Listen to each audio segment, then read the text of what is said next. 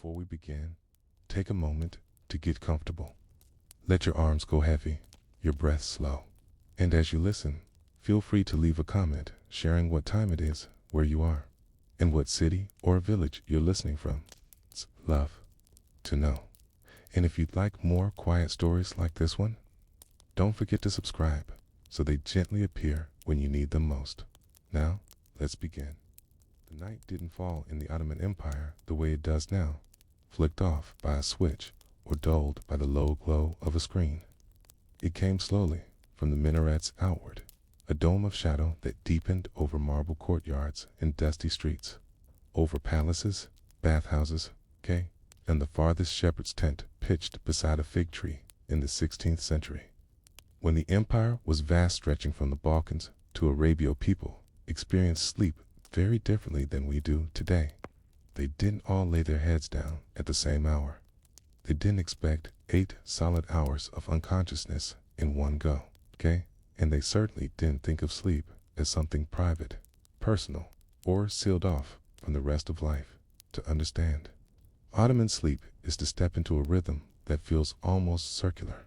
Time wasn't something kept by glowing numbers. It was a cycle shaped by nature, prayer, architecture, class, gender, and season.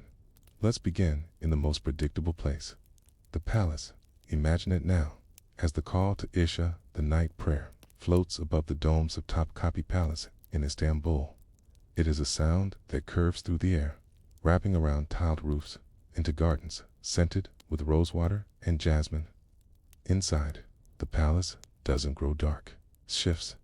Servants move quietly with oil lamps. Eunuchs patrol the outer corridors.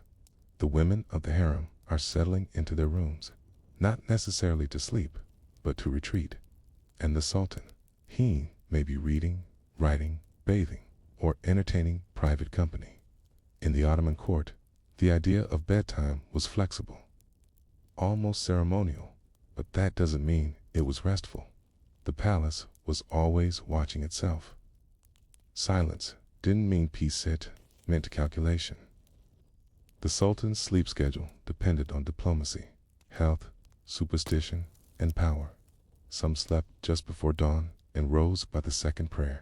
Others took 2 or even 3 segmented rests, with food, bathing, and prayer between them. One physician's manual from the 17th century advised that the body must be reclined after the evening meal for no less than 3 hours before lying on the left side, then the right, then the back, then rising to pray before returning to the bed. This wasn't spiritual advice, it was medical. The digestion of food, the flow of bile, the movement of breath, all were believed to influence sleep, and in turn, dreams mattered. The Ottomans believed that sleep was not just rest, it was entry into another realm, a place of symbols and messages, a place where the soul could briefly travel. Sufi mystics, many of whom lived in dervish lodges scattered throughout the empire, saw dreams as signs from God. The sleep of a spiritual person was not to be taken lightly. It required preparation, prayer, purification, and intentional posture. Some dervishes slept sitting up, wrapped in their cloaks, believing that to lie flat was to become too attached to the body. Others used rough surfaces, reed mats, or blankets, wooden platforms, not to punish the flesh, but to remain conscious of it. Still others trained themselves to wake at the same time every night, just before dawn, to record their dreams in thick, hand-bound journals. These dreams were studied, compared, hand-passed between teachers and pupils, like sacred texts in ordinary households. Things were simpler, but no less strange. Sleep didn't happen in a designated bedroom. Most Ottoman homes had 1 or 2 main rooms, with sleeping mats or cushions that were unrolled at night and packed away before the first light. A family might sleep side by side, children curled between parents, or elders tucked under heavy quilts, stitched with verses or talismans, and there was often no expectation of sleeping through the night. Many Ottomans practiced biphasic or polyphasic sleep patterns with built-in interruptions. A person might sleep for 4 hours after midnight, wake to pray, light a small fire, have a drink of warm milk or water perfumed with saffron. Perhaps speak with a family member or recite a poem, and then return to rest. This wasn't insomnia. It was normal. In fact, the hours between first and second sleep were often described as unusually clear. Ottoman poets and scholars wrote about their ideas arriving during this middle time, when the world was hushed, but the mind still sharp on. Rural areas, farmers might do small chores, checking animals, covering coals, stirring sour milk into cheese. Women might nurse infants, fold laundry, or oil their husband's hair. Nothing was too large. Just enough to move the body and shift the mind before returning to the cushion, where the second sleep would carry them to dawn. The materials of sleep were as varied as the empire itself. In wealthy homes, bedding was made of silk and cotton, sometimes embroidered with protective symbols. Feather-stuffed cushions were used to cradle the neck and keep dreams unbroken. In poorer homes, straw-filled sacks or wool-stuffed bolsters were the norm, thick, itchy, and functional. Blankets were often passed down through generations and were believed to carry not just warmth, but memory. In one folktale, a girl refuses to part with her grandmother's quilt, even though it is torn and stained. She says, "The blanket has kept all our dreams. If I let it go, how will I remember myself in sleep?" And then there was sound. The Ottoman night was rarely silent. Cats hissed and howled. Mosques sounded the watch. Merchants traveled by caravan under moonlight. Thing within the home, the creak of wood, the crackle of fires, the groan of water jugs. Settling on stone became part of the sleep soundscape. It wasn't disruptive. It was expected. Silence was not the goal. Stillness was. And yet, not all stillness was equal. Women, especially those in service, rarely had uninterrupted sleep. 8 nurses rose to feed babies that weren't theirs. Female servants waited for the final calls of their employers before bedding down. In wealthier households, they often slept on mats behind a curtain, ready to rise again if called. Some even slept in ships, one eye open, one ear tuned. It wasn't unusual for Ottoman women to nap during the afternoon, especially after the Asr prayer, just as the sun tilted past its highest point. This rest, called a kayu, was short and light. It was also considered spiritually beneficial, giving the body a pause and the soul a moment of loosened grip. And in coffee houses, even then, men gathered late into the night, drinking the thick black brew that had traveled from Yemen to the heart of the empire. They read poetry aloud, played games, debated politics. But then they went home to nap and began again. Ottoman sleep wasn't uniform. It was layered, lived in, and deeply personal. It was shaped by belief, both in health and the divine. Kate was molded by architecture, temperature, noise, and family structure. Kate was often fragmented, but never rushed. And that, perhaps, is what makes it feel so foreign to us now. The idea that sleep wasn't something to optimize or measure, but something to respect.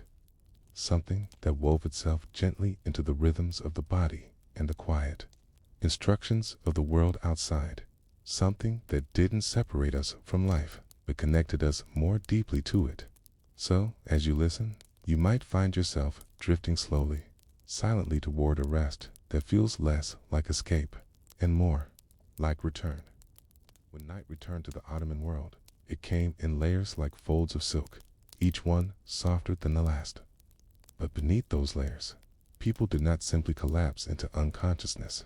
They moved through sleep as if it were a ritual, sometimes fluid, sometimes broken, always deeply entangled with the world around them. Tonight, we return to the heart of a modest Ottoman home, just after the fourth prayer of the day Maghrib, as the last light spills across the tiled floor.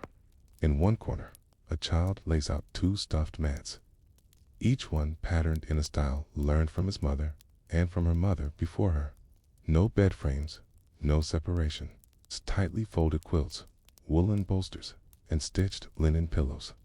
These were drawn from a chest known as the Sandik, opened only for sleep and closed again with the morning dot in the Ottoman household. The bedroom was not a fixed space. Instead, the living area transformed itself each night into a sleeping chamber. Everything was portable, practical, spiritual, in its own quiet way. The the thick quilt was perhaps the most sacred object in the nightly arrangement. It wasn't merely to ward off the cold, okay? It was stitched with meaning. Some had blue thread woven through to ward off the evil eye. Others had tiny crescents stitched into corners, or sayings from the Quran tucked into invisible seams by aging. Grandmothers died every night when the quilt was spread over a child or a traveler or a bride. It was more than a blanket. It was memory, protection, belonging, but not everyone slept under the same roof. Not always. Let's shift, now drifting gently from the family courtyard to a caravanserai nestled along the dusty road that connects Edorn to Damascus. The air is dry, but cooling. Merchants tie up their camels and dust off their robes. Horses are fed. Rice is being cooked with dried apricots and almonds in a shared pot. In one of the inner rooms, a spice trader unrolls his mat. Stranger from Anatolia curls beside a clay lamp. These travelers will not sleep deeply, but they will sleep together, side by side, surrounded by goods, weapons, okay? In foreign tongues, in the Ottoman world, sleep was rarely a private act, okay? People slept together not just for warmth, but for safety, efficiency, and spiritual protection. Man might share a mat with another man during travels, sometimes not. Modesty existed, but it was shaped differently. In fact, many travelogues from Ottoman scholars note that communal sleep didn't carry the stigma it might in modern times. It was natural. Expected sleep was a threshold, okay? And thresholds were safer. In company in nomadic communities, such as the YRKs of Anatolia, tents would be arranged with sleeping areas close to animals, children, and hearths. A mother might doze with one eye open, waiting for a sound from the goats. A father might sleep upright, wrapped in a sheepskin, gripping his dagger lightly in case of theft or animal attack. Stillness was a privilege. Most people learned to sleep lightly, and yet there were those who treated sleep as a kind of luxury, a mark of refinement in elite Ottoman, especially among the upper class of Istanbul and provincial capitals like Bursa and Aleppo. Sleep began not with exhaustion, but with preparation. Take, for example, the nighttime routine of a Qadia-learned judge or scholar. He would first wash thoroughly in warm water scented with lavender or orange blossom. Then he might apply rose oil to his hands and rub clove oil into his beard. Before resting, he would recite two prayers, one for protection from bad dreams, and another to remember death, which sleep was said to resemble. He would recline on his right side first, mirroring the prophet's own practice. If he turned in the night, he would do so mindfully. Sleep, for him, was not escape. It was reflection.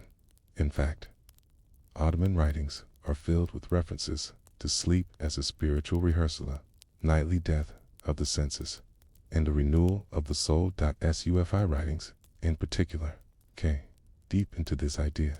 One dervish wrote, "To sleep with a heart still full of the days. Noise is to awaken deaf to God.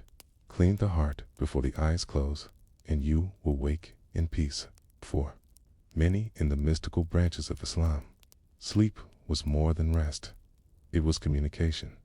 Dreams were revelations.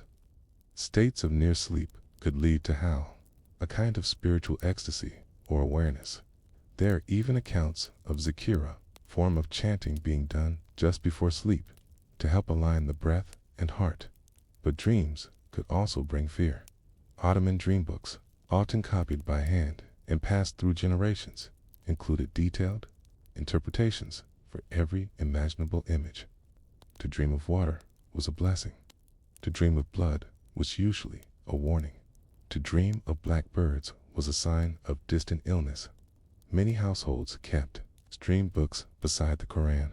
Some mothers would quietly record their children's dreams in small journals, worried that even a strange word or symbol could carry future consequences. Dreams mattered, okay? And so did what you did before you dreamed.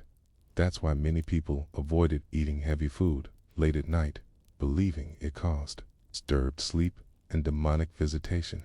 Instead, before bed, families drank warm milk with cardamom or ate a small piece of bread dipped in olive oil.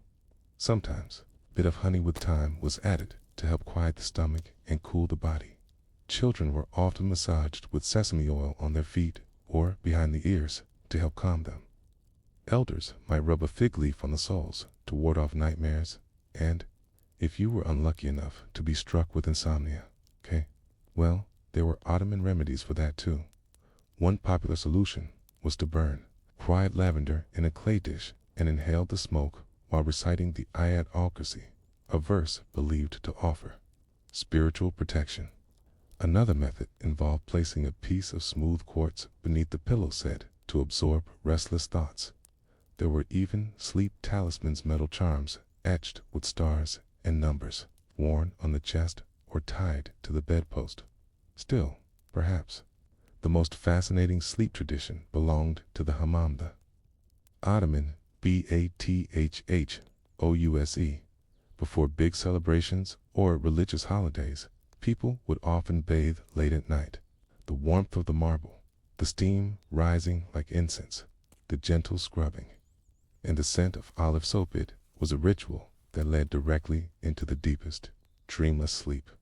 Bathhouse attendants reported that people often fell asleep right there on the warm marble, especially older women and children, and no one hurried them to sleep in a place of cleansing. It was not seen as inappropriating, was seen as healing. The marble stayed warm deep into the night, and if the firewood ran out, you simply wrapped yourself in thick towels and let the night carry you where it would.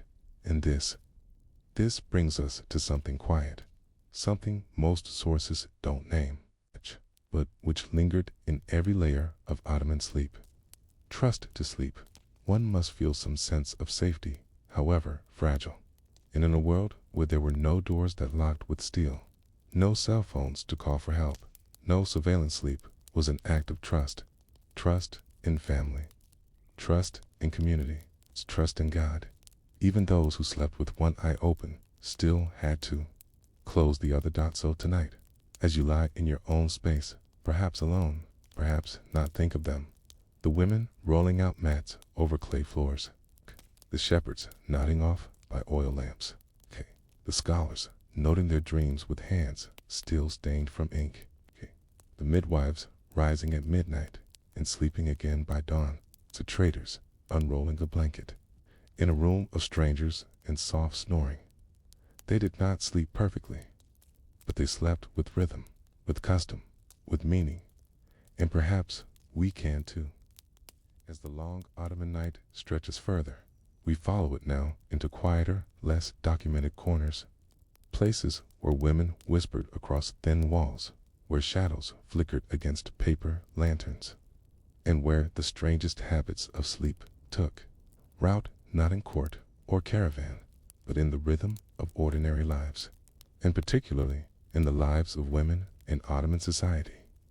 The night was not a time of equal rest for all. Women, especially in the middle and lower classes, carried a heavier portion of the night's responsibilities. If the husband rested early after dinner, the wife would often stay awake long after, tending to unfinished work, spinning thread, preparing grains, folding laundry, preparing clothing, or settling restless children. And yet, these hours between sunset and midnight were also moments of quiet connection in the harem apartments of middle-class homes. Nothing like the luxurious palace harems imagined in Western fantasies. Women shared these twilight hours not just for labor, but for stories. Older women told tales passed down from mothers and grandmothers, tales of jinn who hid under pillows, of brides who dreamed their future husbands, of women who walked in sleep and returned changed, Young girls listened with wide eyes, trying to stay awake, but slowly fading into slumber. As the voices faded too, this was not official bedtime. This was something else, something more communal and textured. Sleep, for these women, happened in stages, much like the night itself. In wealthier homes, women of the household might be allowed the rare privilege of Kayil, the afternoon nap, or Kalela, the rest taken just after the midday prayer. But this was a privilege shaped by servants and spare time for most Ottoman women. Rest came when the work paused, not when it ended. Night itself became a kind of long intermission between one day's labor and the next. And woven into that intermission were deeply rooted customs of protection and healing, many of which centered around sleep. Take, for instance, the common Ottoman practice of tying sleep charms. In both urban and rural homes, women would often tie small fabric bundles filled with herbs like dried mint, rue, lavender, or wormwood, and place them beneath the sleeping cushion or pillow. These bundles were called yastik bokalari and were believed to prevent nightmares, headaches, and evil spirits in some regions. Women also whispered short protective prayers or Quranic verses into the fabric before sewing it closed, as if stitching not just cloth, but safety itself. More curious still were the sleep braids in several Anatolian villages. It was common for young girls to braid their hair before sleep, not for beauty, but for protection. The belief was that loose hair could attract wandering spirits who might tug it during dreams or try to possess the sleeper. Tight braids, especially when tied with red or blue thread, were believed to ward them off. In winter, entire families often shared sleeping spaces, clustered around the main hearth of the home. The fire was allowed to fade slowly, and children were wrapped together under thick wool blankets. In the dark, sleep came like a tide, slow, inevitable, but not always uninterrupted. The idea of interrupted sleep, what modern scientists might call polyphasic rest, was not a problem in the Ottoman world. In fact, many believed that waking in the middle of the night, especially around the third or fourth hour after falling asleep, was a sign that the body was aligned with its natural rhythm. It was during this first wake that people would stretch, walk quietly through the house, drink water with cumin or a spoon of rose water, maybe light a small candle, then return to rest. This moment was called Seher Vakti, the pre-dawn time, sacred in Islamic tradition. Many devout Muslims used this time for tahajjud, a voluntary prayer performed during the night. It was believed that prayers said during this window were more likely to be answered, and that the heart was softest in those hours. But even those who were not particularly religious observed this time with reverence. It was also common for women to tend to small ailments at this hour, rubbing warm oil into a child's knees, placing a cool cloth on a fevered brow, or checking the pulse of a sleeping elder. Sleep, they believed, was not something to conquer, it was something to accompany. And accompanying someone into sleep was considered an act of love. There's a quiet tenderness to how Ottoman people viewed the transition into sleep. Mothers sang lullabies, ninny, that weren't just songs, but spells of protection. Many included references to the moon, to stars, to the prophet, and to animals that guarded the soul during dreams. One common verse sang, "Sleep, my lamb, sleep, may your eyes find the crescent moon, may your dreams be full of roses, and your feet protected from wandering jinn." It was also believed that the position of sleep mattered. Children were taught to sleep on their right sides, mirroring the Prophet Muhammad's tradition. Elders encouraged this not only for religious reasons, but because they believed it allowed the heart to rest easier and digestion to proceed more calmly. But the body wasn't just laid down carelessly. In rural areas especially, heads were positioned to face the Qibla, the direction of Mecca, as a silent act of spiritual alignment. Some homes placed small prayer beads beneath the pillow, or a single line of Quranic verse hidden in the mattress seam. Night wasn't emptiness. It was full of quiet instructions. For widows or those grieving, the sleep habits shifted again. It was common for mourners to sleep with an item of the deceased, a sash, a comb, a pair of socks under their pillow for several nights. This was thought to aid the transition, to allow the sleeper to speak with the dead in dreams, and to slowly let go of the physical absence. In Ottoman medical texts, sleep was considered one of the 4 essential pillars of health, alongside diet, emotion, and air. A physician might prescribe more sleep to someone melancholic, less sleep to someone phlegmatic.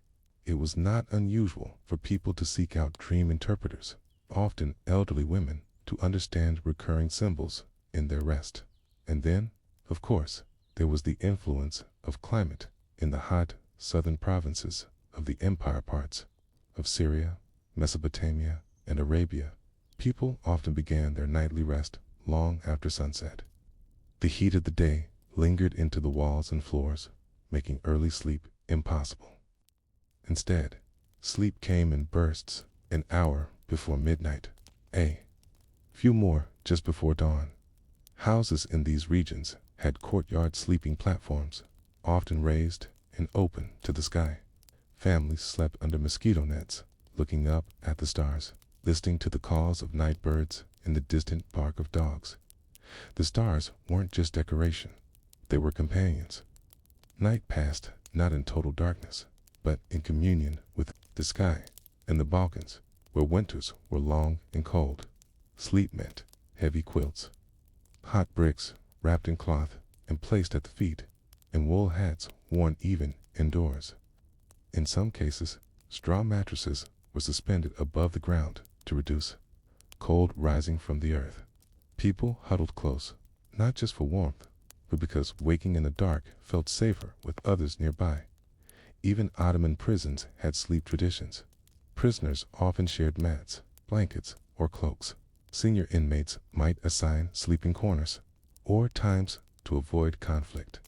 Some prisoners made pillows from bundled clothes. Others etched dreams or dates into the stone beside where they lay. Despite suffering, the rhythm of sleep continued irregular, but ever present through every layer of the empire palace. Tent, hammam, house, lodge, barracks, cell sleep took different shapes, but the soul of it remained. It was transitional, protective, communal, unfinished. Sleep was rarely perfect, it's rarely private, but it was almost always shared. And perhaps that's the lesson left behind by these strange, fragmented Ottoman nights, that rest doesn't always mean silence. That stillness can live beside breath, beside flickering firelight, beside the slow movement of someone rolling over beside you. That sleep, in its most honest form, is not escape, but return to breath, to rhythm, to being held by something older than time. Before we continue into Ottoman sleep rituals has offered you a little comfort or helped you drift into quiet thought, consider subscribing. These gentle stories are here whenever you need them. And if you're listening somewhere new tonight, I'd love to know where you are. Drop your city and the time in the comments below. And rest easy, knowing you're not alone in the night. Now, let's return. We've wandered through palaces and homes, hammams and tents, but the Ottoman Empire was not a world at rest. It was a living machine, one powered by trade, by conflict, by religion, and by motion. And in those corners of empire where the wheels never stopped turning, sleep adapted into stranger shapes. Let's begin with the Janissaries, the elite infantry units of the Ottoman army. Trained from a young age, these soldiers lived a life of brutal discipline, deep loyalty, and constant readiness. Sleep, for a Janissary, was never guaranteed. It was granted. And even then, it was rationed like water on a hot march. In their barracks, called Oda, men slept side by side on woven mats or simple wooden frames. Each unit had its own sleeping arrangements based on rank and function. Lower-ranking soldiers rolled themselves in thick blankets or sheepskins, and rested directly on the floor. Higher officers had thin mattresses, sometimes with cotton-stuffed pillows, a luxury earned through years of service. But all janissaries were trained to wake at a sound, a footstep, a breath out of place. It was common for guards to rotate in pairs throughout the night. They walked silently between sleeping rows, carrying small lamps or short batons. Any movement out of turn, any snoring louder than expected, was noted. Discipline did not sleep. Even when the men did, in times of war, janissaries would sleep in armor, or at least with weapons within reach. On the march, sleep became a negotiation between exhaustion and risk. Many soldiers learned to do sitting upright, back against a tree, blade still in hand. Some even tied a leather strap from their wrist to their sword hilt, so they would not fumble for it in a half-dream on ships. Ottoman sailors developed their own unique rhythms aboard merchant and naval vessels that crisscrossed the Black Sea and the eastern Mediterranean. Sailors slept in shifts. The small sleeping areas below deck were known as coqueues, where hammocks were often slung side by side, swaying with the waves.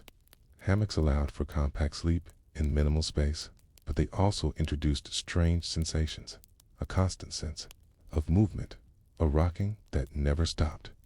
Sailors developed sea legs for sleep.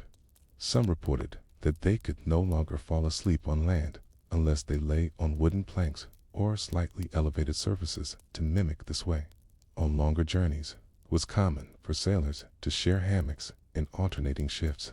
This practice, sometimes called hot bedding, meant one man's warmth was passed directly to another, a strange form of intimacy that went unspoken. And yet, these men often dreamed vividly. Perhaps it was the motion or the quiet creak of the ship's hull at night, or the long isolation. Ottoman ship logs occasionally include entries about dreams of stars falling into the sea, or fish with human eyes, or a single white bird circling the mast before vanishing. Dreams at sea, like the sea itself, were layered with superstition. Elsewhere in the empire, night workers, bakers, watchmen, bath attendants, and mosque caretakers had their own sleep routines. Bakers were perhaps the most sleep-deprived. In Ottoman cities, bread had to be ready before dawn, which meant ovens were fired in the middle of the night. Apprentices and masters alike slept in short bursts, usually between late morning and mid-afternoon, curled up on flour sacks or benches behind the hearth. In the hammam or bathhouse, attendants would sometimes sleep in the steam room itself, stretched out on still warm marble, using folded towels as pillows.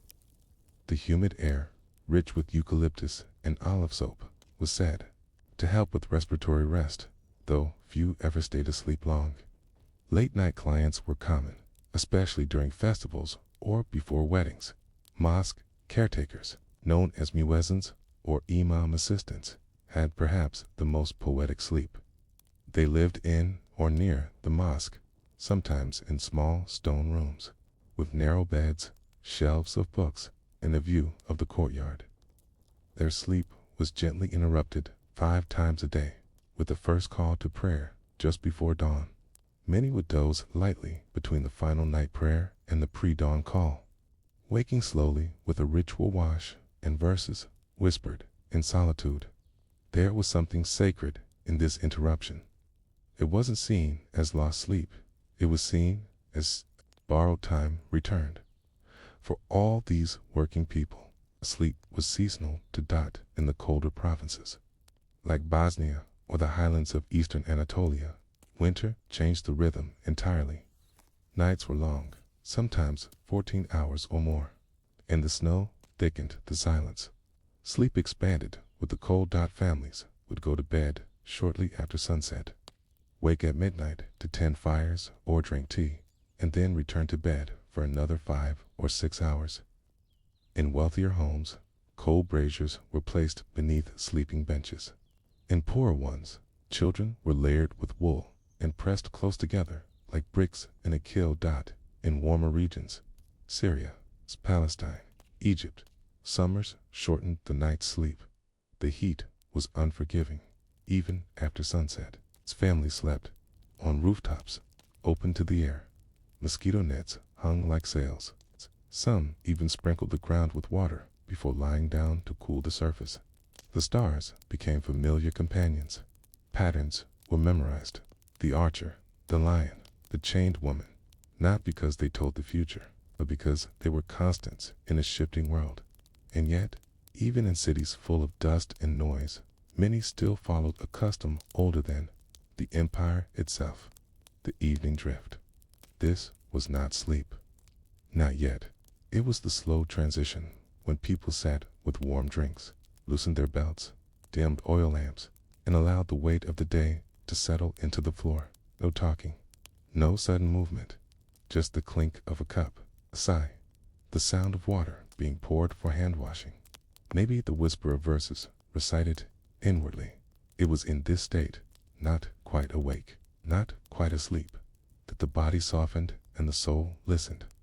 The Ottomans understood something we've almost forgotten, that sleep is not one act, a dozen gestures, a turning inward, a shedding, a gathering of comfort, layer by layer. It wasn't measured by hours or tracked with devices. It was measured by how still the house became, how gently the chest rose and fell, how quiet the lamp flickered in the next room. We've rushed past this now, in our world of schedules and devices, but perhaps there is something worth remembering, that sleep, at its deepest, is not a break from life, but its most delicate form, that the night is not the opposite of day, but its answer, that to close one's eyes, even in danger or fatigue, is not weakness, but trust. So tonight, if you find yourself still listening, still drifting, still waiting for sleep to arrive, you're not doing it wrong. You're simply returning to something older than timekeeping, something that thousands of people across hundreds of years once shared beside you. The strange, sacred, communal mystery of rest. As the Ottoman night deepens, it brings us further into the quiet folds of the home, where the lamp burns low and where rest isn't just a necessity, but a kind of storytelling. Because in the Ottoman world, sleep wasn't only about when the eyes closed. It was also about what was said before they did. And for children, the smallest sleepers, the path to nightfall was paved with tales. Not just any tales, but lullabies and whispered stories shaped by centuries of memory. Across the empire, whether in a bustling Istanbul neighborhood or a quiet mountain village in Albania, children were lulled to sleep with a voice. Sometimes a mother's, sometimes a grandmother's, sometimes an older sibling's, but always with care. These bedtime tales weren't usually joyful. In fact, many were haunting. One of the most common figures in Ottoman sleep tales was the kara kiss, a black girl, a shadowy, dreamlike figure used to explain night terrors. She wasn't necessarily evil, but she was unpredictable. If a child misbehaved, it was said that kara kiss might come and steal their dreams or cause their yorgan to slip off in the night. But if they behaved and went to bed when told, she might bring a quiet, dreamless sleep. In some regions, the figure changed to Guliabani, a spirit who wandered between dreams and waking, rarely seen, but often blamed for strange dreams, mysterious noises, or sleepwalking episodes. These tales weren't meant to frighten, they were meant to explain, to give shape to the unseen parts of night. Sleep, after all, was full of mystery in many homes. Children were told that dreams were messages, not just illusions. A child who dreamed of water might be gifted with wisdom. One who dreamed of birds might be destined for travel. Mothers often listened to their children's dreams at breakfast and nodded knowingly, offering small interpretations from dream books passed down through generations. Some families even kept small dream bowls, shallow clay dishes in which water was poured and left on a windowsill beside a sleeping child. It was believed that dreams could be caught in the water, like moonlight, and that looking into the bowl at dawn might offer clues to what the dream meant. And then there were prayers before sleep, especially in more observant homes. Children were taught to recite the Ayat al-Kursi, a verse of spiritual protection. It wasn't just ritual. It was a kind of armor, whispered softly beneath the blanket, a reassurance that sleep was not abandonment, but guardianship. Adults, too, leaned on these verses. Many Ottoman night prayers included phrases asking God for peaceful sleep like the prophets, or rest without fear or fever. Illness and bad dreams were closely linked in folk understanding, and sleep was considered a healing act, but one that needed spiritual guidance to succeed. In tech lodges, homes of Sufi dervishes, night brought its own sacred order. Before sleep, Sufis performed rituals of remembrance known as zikr, rhythmic chants or breathing exercises designed to cleanse the heart and align the soul. Some lodges had special rooms where dervishes lay on woven mats, heads toward the center, feet outward like a star. They would recite the names of God, often continuing even as they drifted into sleep. For Sufis, sleep was a doorway, not simply to dreams, but to higher consciousness. There are writings from Mevlev and Bektashi orders that describe lucid dreams, out-of-body sensations, and deep messages received during rest. One 17th century dervish wrote, "When my eyes closed, my ears opened. I heard the Garden of Paradise, not with sound, but with stillness." Dreams, in these circles, were sometimes discussed in the morning over dates and tea, but always with humility. They weren't claims of prophecy, They were reminders of how thin the veil was between sleep and spirit. Back in ordinary homes, animals played their own role in the sleep cycle. In villages and towns, it was common for families to share sleeping spaces with animals, not just dogs or cats, but goats, chickens, even donkeys. Animals were housed on the lower floor in two-story homes, their body heat rising to warm the rooms above. The soft bleating of a goat or the rustling of chickens was a nightly soundtrack, not an intrusion. Cats, in particular, were revered in Ottoman homes, seen as clean, spiritually safe, and sensitive to unseen forces. Cats often chose their own sleeping places on a folded cloak, beside a lamp, or even curled up on the prayer rug. Many believed that a cat sleeping beside you kept bad dreams away, and that disturbing a sleeping cat was unlucky. Dogs were less commonly allowed indoors due to religious beliefs about purity, but in rural areas, their presence was tolerated, especially in winter. A dog curled by the door was both guard and companion. Sleep was layered, and animals were part of that layering. Even insects in the natural world played a role in summer. The droning of crickets or the distant call of an owl was part of the night's lullaby. In some southern provinces, families hung lavender bundles in doorways and windows, not only to repel insects, but to calm the air. The scent was believed to ease breathing, calm nerves, and reduce the likelihood of sleep paralysis, a condition well known to Ottoman physicians. Even if not named as such, their term was karabosin, the black presser, a heavy sensation that visited sleepers at night, holding them down. It was explained in both medical and spiritual terms. Physicians recommended light evening meals, open windows, and gentle stretching before bed. Religious advisors recommended prayer, clean linens, and avoiding arguments or heavy thoughts after sundown. What's curious is how modern many of these solutions sound. The Ottomans didn't have sleep apps or blue light filters, but they knew intuitively that sleep was shaped by what came before it: the food, the sound, the mood, the light, the memory, and perhaps most importantly, the company. It's no accident that Ottoman homes prioritized shared sleep. Children slept beside parents, servants near their employers, apprentices near their masters, elderly beside grandchildren. Privacy was not the default, closeness was. This wasn't always comfortable, especially in crowded homes, but it created a kind of emotional architecture, one in which no one was truly alone with their breath in the dark.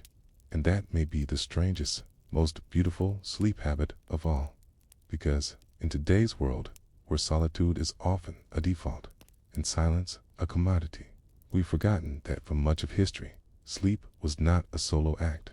It was a community rhythm, a shared silence, a collective pause in the chaos. The Ottomans, with their sleep bundles and rooftop mats, their lullabies and hammam naps, their dream books and prayer beads, remind us that the night isn't just a gap between 2 days. It's a space of meaning, of memory, of surrender. So tonight, wherever you are, whatever sounds fill your window, whatever light touches your walls, may your rest be full of stories, and your breath full of softness. And if you wake at midnight, don't be alarmed. You're not broken. You're just remembering something older than the clock. The night did not always unfold in the same way across the Ottoman world. It changed shape and tone with the calendar, with holy months, with the needs of the soul, and perhaps no period disrupted and redefined the rhythms of sleep more than Ramadan, the sacred month of fasting, observed from dawn to sunset, turned the daily schedule upside down for practicing Muslims. And with that, it transformed the architecture of sleep entirely, where a typical Ottoman day might include a nap after the midday meal and full sleep after the evening prayer. Ramadan brought with it a new tempo. People awoke before dawn to eat suhoor, the pre-fast meal, sometimes as early as 2 or 3 o'clock in the morning, depending on the season. This meant many families split their rest to 2 halves. The first half, from after the Tarawih prayer until suhoor, and the second, from after suhoor until sunrise or even midday. But those early hours, while sleepy, were not quiet. In Ottoman cities like Damascus, Edirne, or Aleppo, the winding alleyways would fill with the sound of mesaharati, the drummers who walked neighborhoods before dawn, beating small hand drums to awaken the faithful for their suhoor meal. Their rhythm was steady, ceremonial, and often paired with short couplets. Wake, O sleeper, and remember the name of God. The sun waits not for the lazy, nor does hunger delay. These drummers were not seen as a disturbance, but as caretakers of the sacred rhythm. Children would press their faces to wooden shutters to watch them pass, their drums bouncing gently off the stone walls, their steps echoing in the stillness. Some families even gave them sweets or small coins as thanks. After suhoor, many people did not go back to sleep immediately. Instead, they stayed up for the Fajr dawn prayer, read Quran, quietly prepared for the long day ahead. This made afternoon sleep, or kalu, not just desirable, but essential. Shops would close briefly after the Zuhr prayer. Markets quieted. The hum of the city faded into something softer. Hammocks were drawn tighter. Curtains were closed against the sun. And in this heat-heavy silence, sleep returned. It wasn't always long, sometimes just half an hour, but it refreshed the body in ways that seemed ancient even then. The idea of sleeping during Ramadan wasn't seen as laziness. It was strategic. It helped preserve energy, reduce irritation, and create space for evening worship. But it also had its own rituals. Many people burned amber, resin, or oud in the home before resting, believing the scent calmed the heart. Some used special Ramadan pillows, embroidered with prayers or family crests, passed down between generations. A few even placed verses beneath the mattress, especially from Surah al-Baqarah, believed to ward off illness and negative thoughts during vulnerable hours. And then there were the Ramadan dreams. It was said that dreams during this holy month carried deeper meaning. Sufi scholars and rural villagers alike believed that during fasting, the veil between the conscious and the divine grew thinner. People reported dreams of light, of water, of endless gardens. Even those who were not deeply religious often recorded their dreams during Ramadan, interpreting them with friends or local mystics outside the home. The Ottoman Empire's travelers had their own strange relationship with sleep. Merchants, dervishes, and pilgrims often found themselves on the road for weeks, even months, at a time, and when you carried your home on your back, sleep became an art of adaptation. Caravanserais, large roadside inns, dotted major trade routes from Anatolia to Persia and beyond. These were architectural marvels: thick stone walls, large open courtyards, stables, kitchens, and dozens of sleeping alcoves. Inside, travelers from all corners of the empire would roll out wool blankets, hang up their robes to air, and cluster by the fire. But these sleeps were rarely long. The constant murmur of voices in many languages, the sounds of donkeys shifting in the stables, and the crisp desert wind whistling through the eaves meant that rest came in layers. Seasoned travelers often slept with their coin purse tied to their thigh and their boots tucked beneath their heads. They believed this closeness to possessions helped both with protection and with grounding, kind of spiritual reassurance. Others took sleeping herbs brewed into tea, dried chamomile, valerian root, or even saffron dissolved in warm milk. These weren't luxuries, but necessities. In a world where travel meant uncertainty, dreams offered a kind of compass. On pilgrimage, sleep became even more complex for Muslims traveling to Mecca. Sleep was deliberately reduced in the final days of the Hajj. Pilgrims often rested only between rites, sometimes laying down for moments in shaded corners of the desert, heads resting against cloth sacks or neighbors' shoulders. Some spoke of brief dreams in which the prophet appeared, or where they walked the Kaaba alone under starlight. It was understood that sleep during pilgrimage wasn't about the body, it was about the soul catching up. And in cities like Jerusalem, Istanbul, and Cairo, where religious scholars gathered and studied through the night, sleep took on a scholarly texture. Madrasas had special restrooms, simple and bare, with straw mats and Qurans stacked neatly in corners. Young students would study late, fall asleep mid-verse, and be awoken by the rustle of a teacher's robe or the scratch of a pen. There was no shame in this. The night was long, and study was sacred. Sleep came where it could. Some teachers, particularly among the Naqshbandi or Helveti orders, believed that the most profound insights came just after waking, that the brain, cleansed of distraction, could absorb truths more clearly. Students were encouraged to reflect on what they had dreamed and to write down any verses or thoughts that came in the liminal space between sleep and waking. Women traveling with these groups often brought sleep talismans, embroidered cloth, squares sewn with prayers or stitched with family names. They pinned these to their cloaks or sewed them into the hems of garments, not just for safety, but to feel rooted, because in the Ottoman world, sleep was not just horizontal, it was something you carried with you, like faith, like language, like longing. And the farther you traveled, the more you understood that sleep, like the empire itself, was never just one thing. It was ritual, it was reaction, it was refuge, whether under the high dome of a mosque, beside a fire in the desert, on a mat in a caravanserai, or between family members in a narrow stone house. Sleep followed, adapted, waited, and always, no matter how far from home it returned. So perhaps the strangest sleep habit of all was not how they slept, but how they found rest everywhere, not just in silence, but in motion, not just in softness, but in meaning.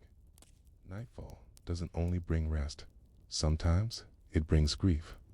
And in the vast expanse of the Ottoman Empire, where life was layered with faith and tradition, the way people mourned, especially around sleep, was both strange and deeply moving. Because when someone died in their sleep, the Ottomans didn't just see it as death, they saw it as a kind of passage, A. Turn to God in the gentlest way possible. This belief shaped how people behaved around the sleeping dead. Let's begin with a moment of discovery. When someone was found unresponsive at dawn, particularly the elderly, the sick, or those already nearing the end, the reaction was not one of panic. It was of stillness. The household didn't erupt. It hushed. Voices lowered. Lamps were dimmed. Even in daylight, there was a phrase whispered, almost reflexively in Turkish and Arabic. Yukasonda Jidi. He leapt in his sleep. That phrasing mattered. It softened the finality of death. It wrapped it in familiarity, not as a sudden break, but as a deepening of slumber. In many regions, particularly in Anatolia, the body was left in its place for a short time, not out of neglect, but out of respect. Family members and neighbors would sit nearby, not speaking loudly, not crying out. Sometimes they would recite soft dhikr, the repetitive invocation of God's names, or silently read passages from the Quran. Women would often place a white scarf over the face of the deceased hand. This detail is striking. A single drop of rose water on the forehead. It was believed that even in death, the senses lingered for a moment, that the soul might still be near, watching, listening. The rose water was not just perfume. It was a farewell, gentle, sacred, and full of gratitude. In cases where someone had died alone in sleep, without family nearby, say in a caravanserai, or among travelers, it was customary for strangers to perform the ghusl ritual, washing, and say a janazah prayer, even among people who had never met the deceased. It was said that the sleep of death must be honored as carefully as the sleep of birth. In other words, how you leave matters as much as how you arrive. But grief didn't stop with the body. In many Ottoman towns, especially in more superstitious regions, the bed on which someone had died was treated with ritual caution. It was not immediately cleared. Instead, it was often covered with a fresh white sheet, sometimes embroidered with Quranic verses, left untouched for 3 days. During that time, family members would sleep nearby, not in the same bed, but in the same room. They believed this allowed the soul to find peace. Children were told that the spirit might still be resting just beyond the edge of vision after those days had passed. The bedclothes were either donated or ritually burned. The mattress, especially if it was straw-filled, was dismantled and its contents buried. This act wasn't just practical, it was symbolic. They were, in essence, burying the sleep that could no longer be taken. In elite households, among scholars, bureaucrats, or Sufi leaders, the mourning period often included night vigils. These weren't like modern wakes. They weren't loud or filled with speeches. They were still. People would gather at dusk. Oil lamps were placed around the room. Tea and dried fruit were set out, and someone, usually the eldest or most respected, would begin reciting the Quran, starting with Surah Yasin. Others would take turns reading each chapter, flowing into the next, like a whispered conversation. These vigils sometimes lasted the entire night. Akani, no one was forced to stay awake. If someone drifted off during the recitation, no one minded. In fact, it was quietly accepted, even cherished, that sleep during the morning was a blessing.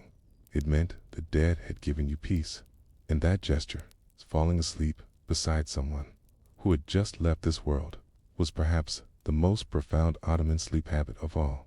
It meant trust, it meant continuity, it meant the world, even broken, still had rhythm. Children often asked difficult questions during these periods. Where had the person gone? Why had they gone while sleeping? Parents gave many answers, but one in particular recurs in Ottoman folklore. They went to the Garden of Sleep. Not a dream, not a place, just it's a deep shade beneath the fig tree, where even the sun must whisper.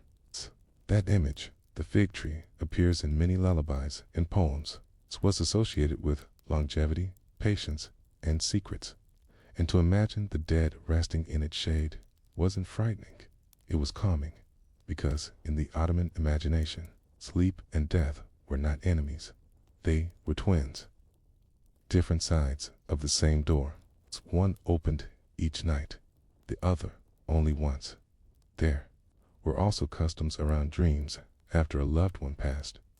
If someone dreamed of the deceased, particularly if they appeared well, or smiling, or offering food, it was seen as a sign that they had found peace. Dreaming of the dead, sleeping, was even more potent. It meant they had arrived at eternal rest. Families sometimes kept dream journals during mourning, writing down what each person had seen. These journals weren't public.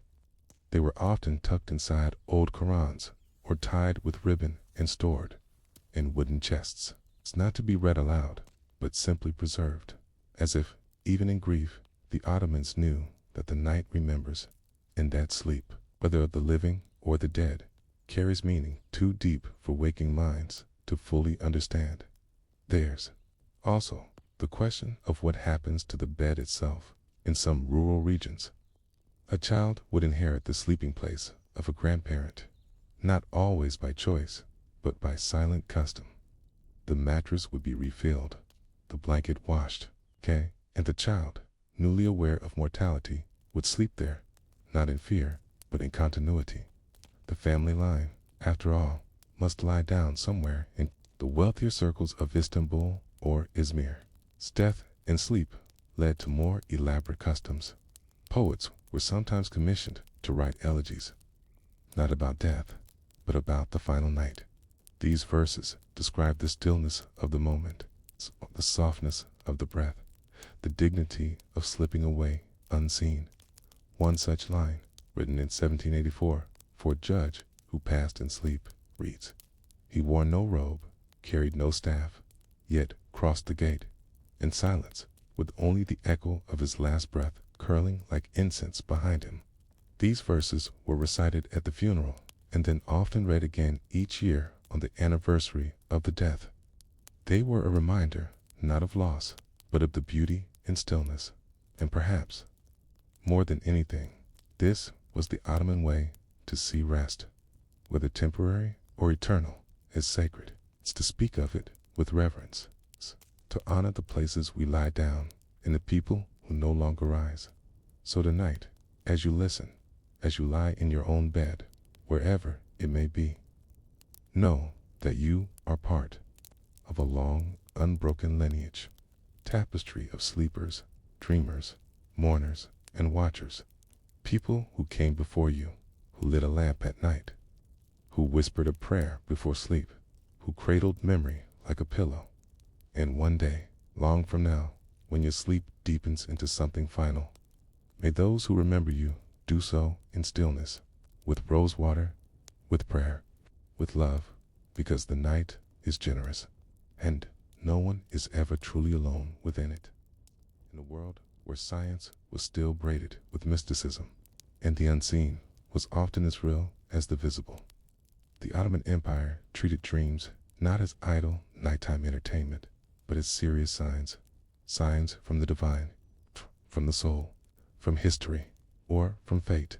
And so, the relationship between sleep and decision-making was intimate, quiet, and powerful. Let's begin with the most curious habit of all, consulting dreams before making important choices.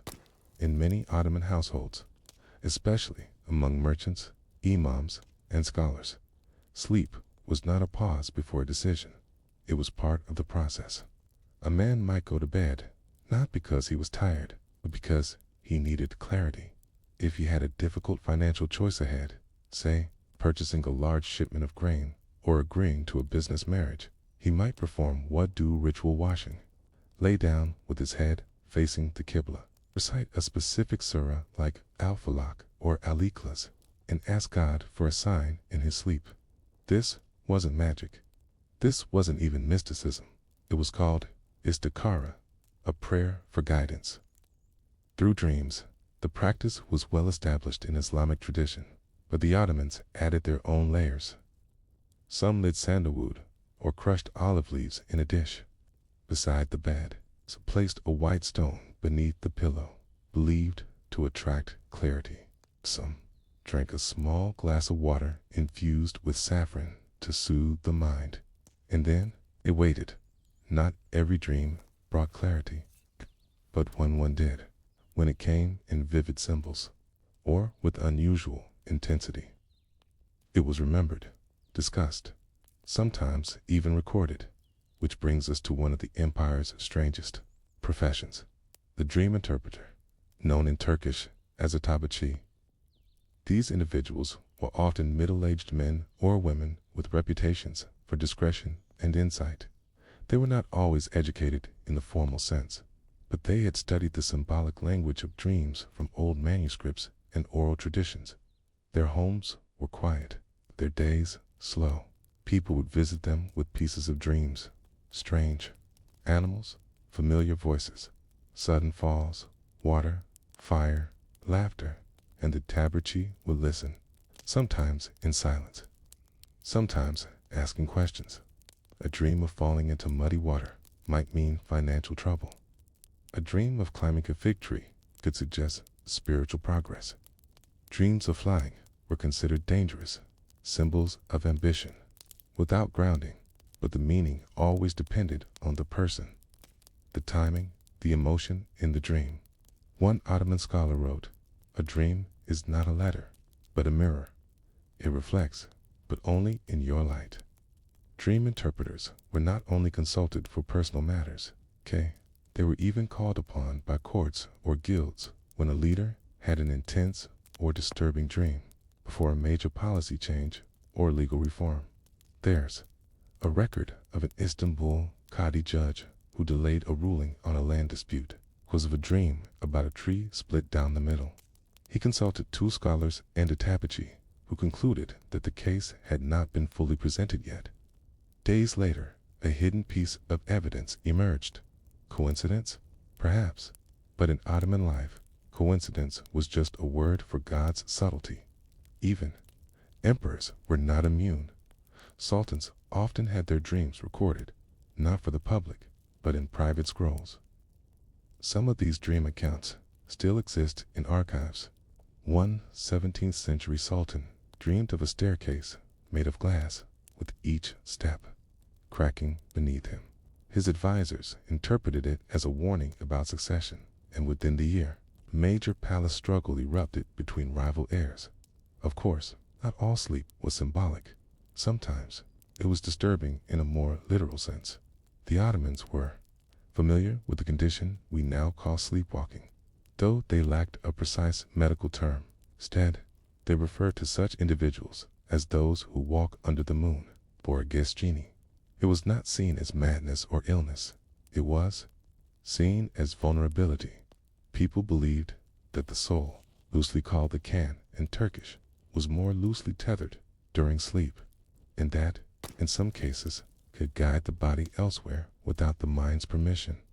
Children who sleepwalked were usually watched closely. Salt was sprinkled near their sleeping area, and sometimes bowls of water were placed at doorways. It was believed these would confuse or delay the spirit, preventing them from wandering too far. Adults were treated with more caution. If a man was known to walk in his sleep, he might be given a sleeping amulet, a small cloth pouch filled with dried rose petals, cloves, and verses written on parchment. He would tie it around his wrist or neck at night. He still wandered. A Hafiz Quran reciter might be invited to read protective verses in the home.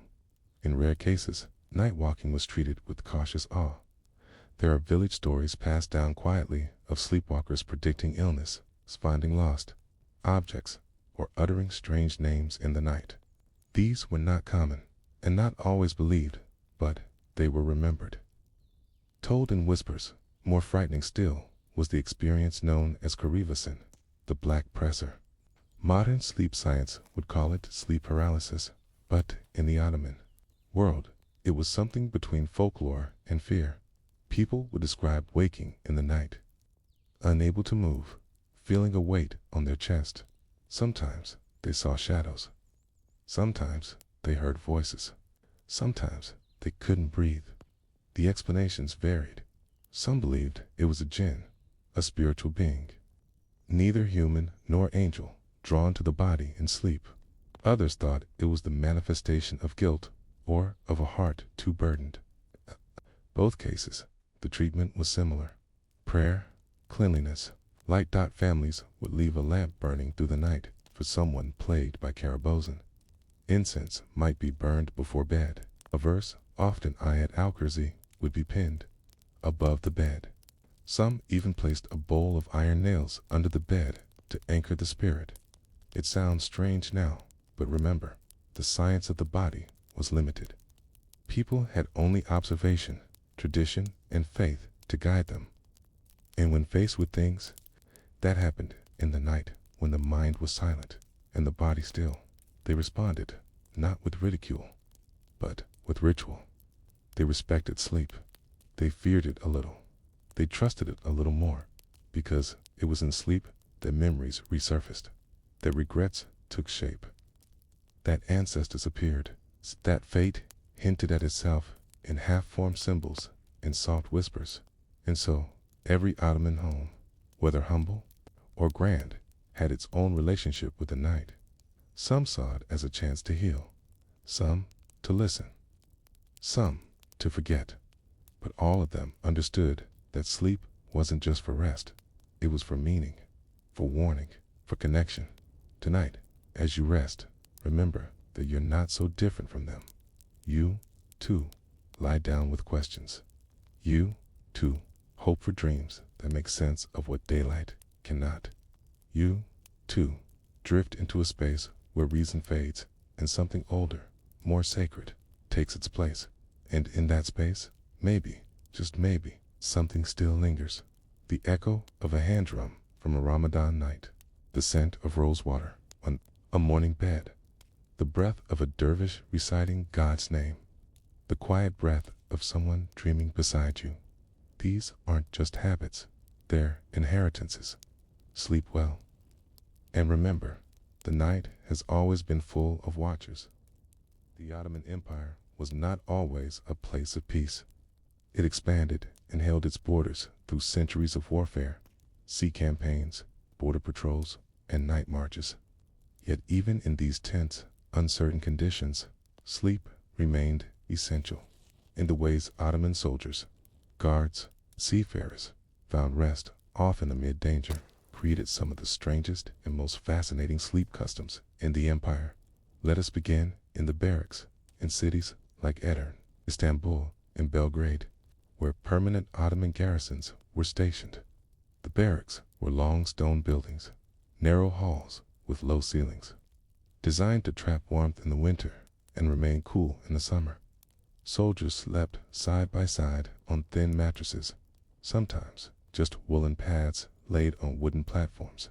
There was no concept of privacy. There wasn't even silence.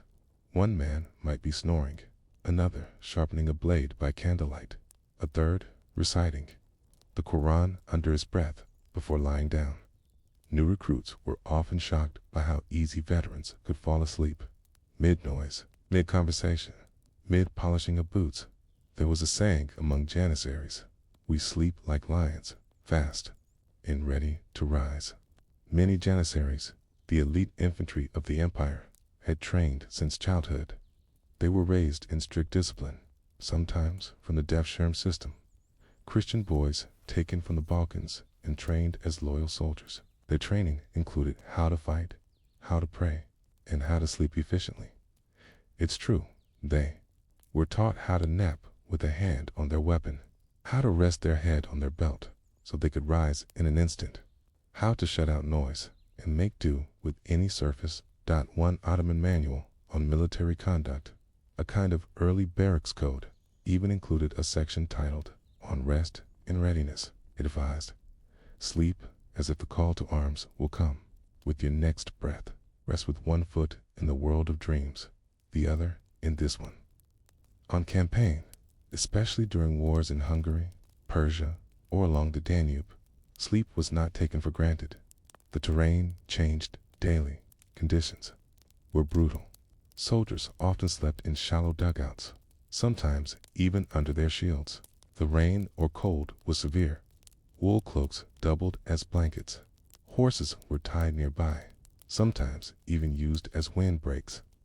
Veterans would sleep in rotating shifts, especially near enemy territory, and in some frontier outposts, guards tied small bells to their boots so that if someone shifted to suddenly in sleep, or if an enemy approached, the group would stir.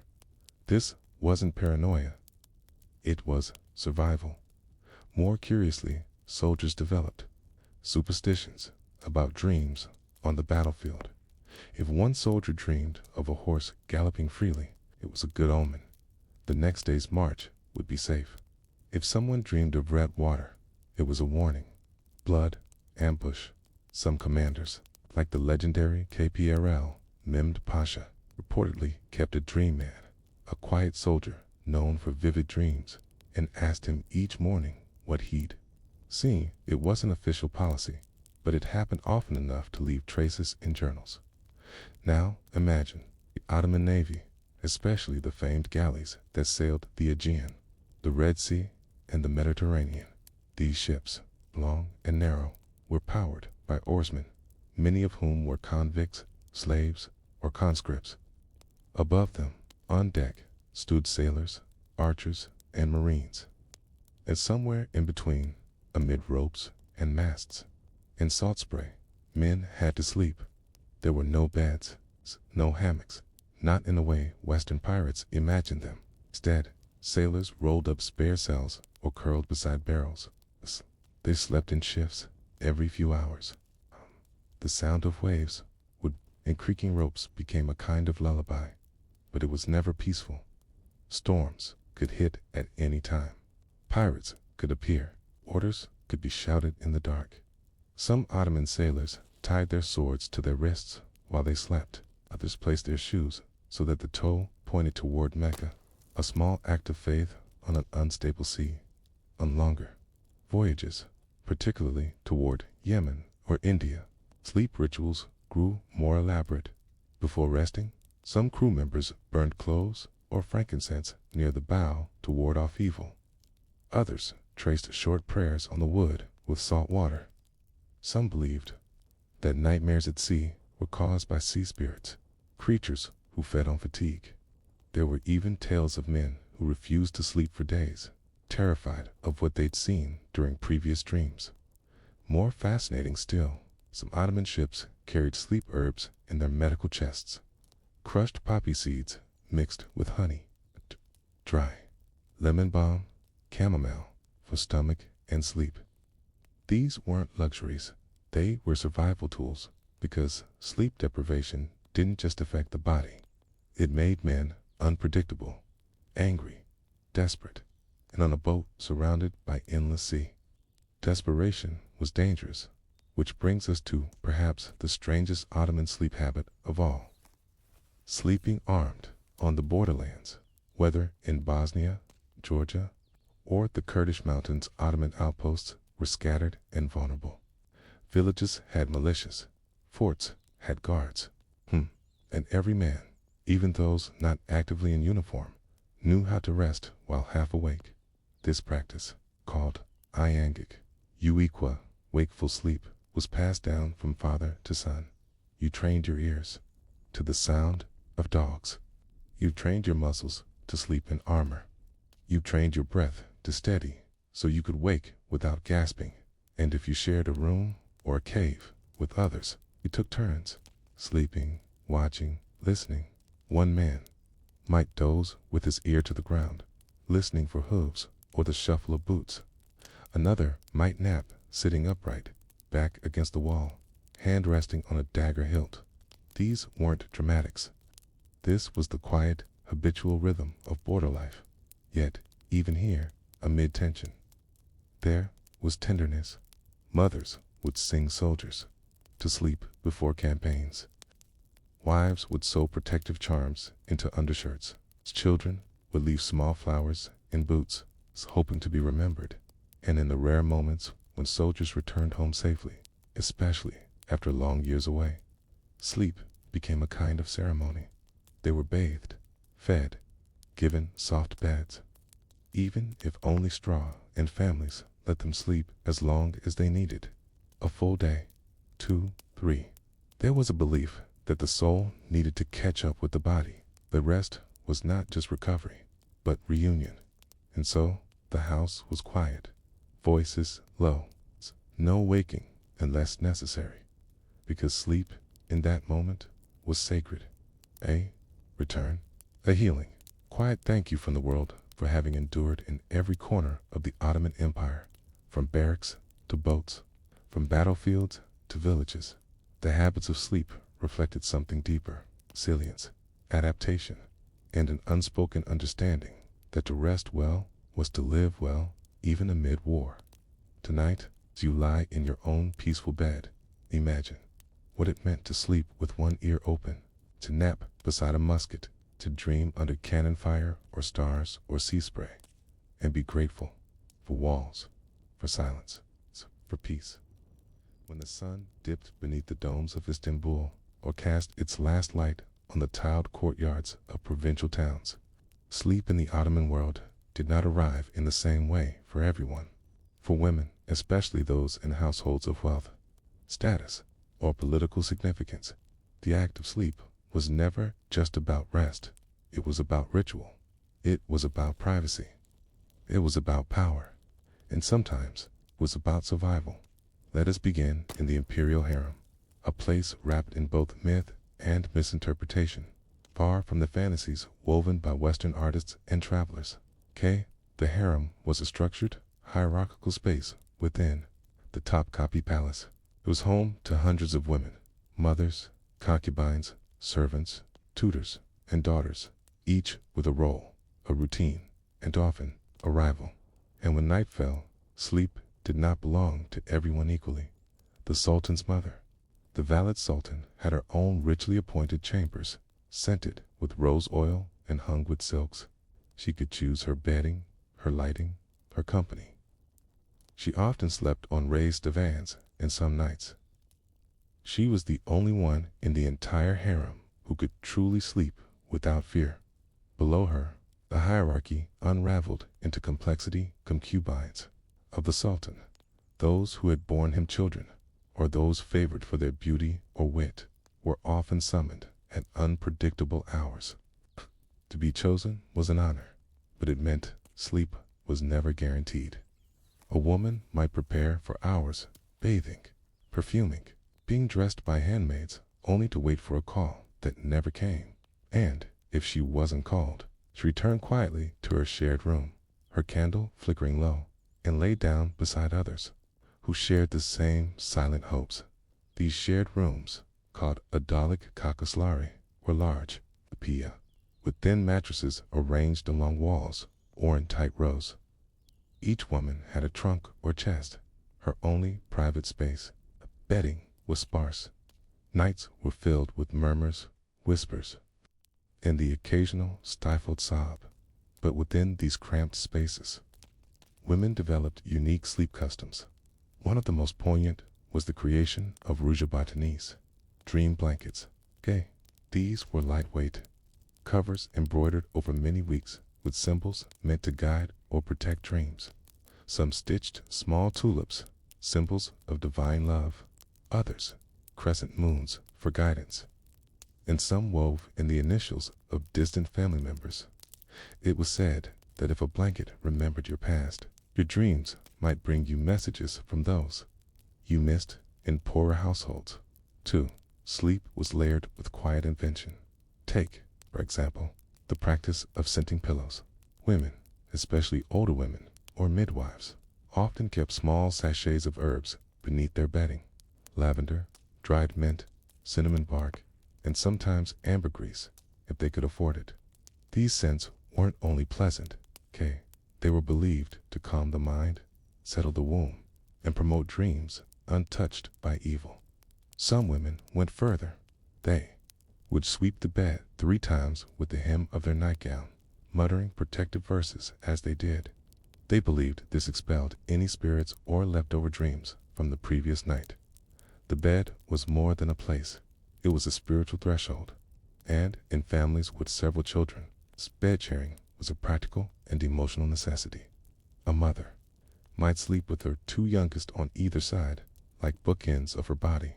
Older daughters often curled at her feet. It wasn't uncommon for an Ottoman home, especially in the countryside, to have a single large room where everyone slept together. Not from poverty alone, but from custom, sleep, in this way, was communal, and deeply feminine. In fact, one of the most secretive traditions among Ottoman women was the geese sobeti, the night talk. After the lamps were dimmed and the children were hushed, women would talk in low voices across the room, sharing secrets, complaints, stories, and dreams. Sometimes they sang lullabies, not for children, but for each other. It was the only time of day when they were not being watched. There are accounts in travel diaries of women who used this hour to plan their futures, teaching each other to read, whispering about herbal remedies, or even plotting escapes from unhappy marriages, in sleep or in the dark just before it. They reclaimed agency, but not all sleep was safe among Ottoman women. Nightmares were often feared as omens. If a woman dreamed of losing a child or a fire in the home, she would often fast the next day or perform a quiet act of charity, giving bread to a beggar or milk to a stray cat. She did not always speak of the dream aloud. Words had power, and the night listened. There were also beliefs about the vulnerability of pregnant women during sleep. It was said that a jealous spirit, or sometimes even the ill will of another woman, could affect the unborn child through dreams. As a result, pregnant women often slept with protective charms, including small cloth bundles tied with red string and tucked beneath the mattress. Some homes placed a blade under the bed, not to be used, but to cut the path of evil. Women nearing childbirth often slept surrounded by other women, not only midwives, but sisters, mothers, cousins. The closeness was spiritual, not medical. They believed that female warmth protected life. Perhaps one of the strangest and most touching traditions was the sleep of mourning mothers. If a woman lost a child, she would often sleep in a child's bed for 3 nights. She would leave a small cup of water beside the pillow, believing the child's soul might return in a dream.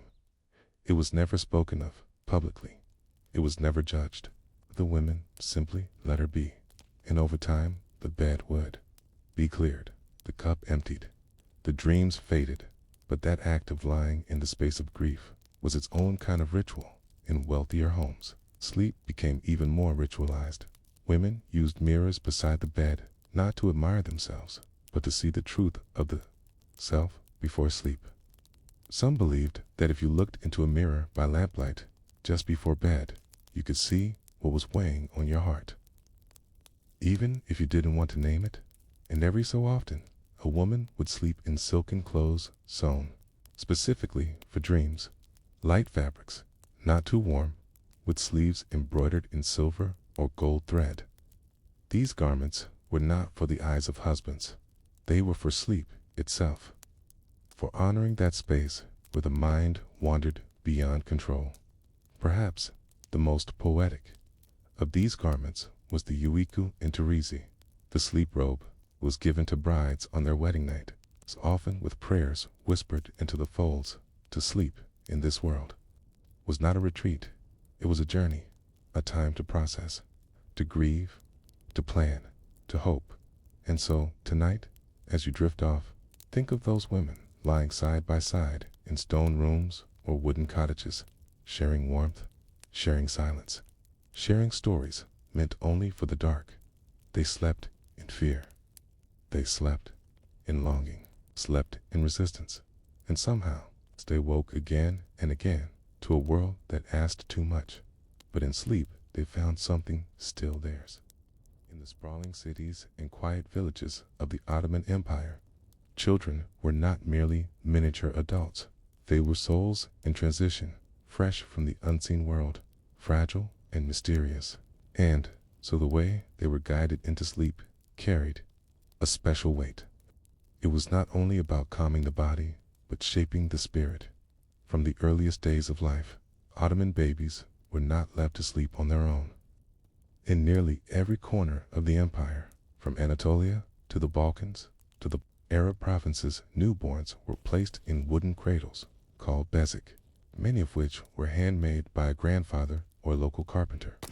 These were often simple, carved from walnut or pine, but some were elaborately decorated with geometric patterns, floral motifs, or Quranic inscriptions. What made these cradles unique, however, wasn't the craftsmanship, it was the cradle straps. Ottoman method of swaddling and strapping a child into the cradle may seem strange to modern eyes. Babies were tightly wrapped and gently bound to prevent sudden movement during sleep, a technique believed to promote straight limbs, deep rest, and a sense of cosmic order. It also allowed mothers to rock the cradle with a gentle push from a string tied to their foot, even while they worked nearby, and in many homes. This simple motion, the rhythm of the bezik creaking, became the soundtrack of the night. But sleep was not merely mechanical, it was spiritual. From infancy, children were protected with amulets, often pinned to their clothing or placed under their pillow. These might contain verses from the Quran, or more simply, a single word, like Allah written in neat script. Others featured blue beads, the famous Nazar Banquet, to guard against the evil eye. And when it came time for sleep, mothers rarely whispered good night. Instead, they sang. The Ottoman lullaby was a genre unto itself, known as ninny. These lullabies were often passed down orally from mother to daughter for generations. Some were light and humorous, others haunting and melodic, but all of them carried layers of meaning. One might begin with soft rhyming phrases like Yugada, Bu, Guzal, Kokak, Adoger, Sana, Perjini, Aletoskar, Sana, sleep and grow, beautiful child. The moon rises for you, / the sun shines for you.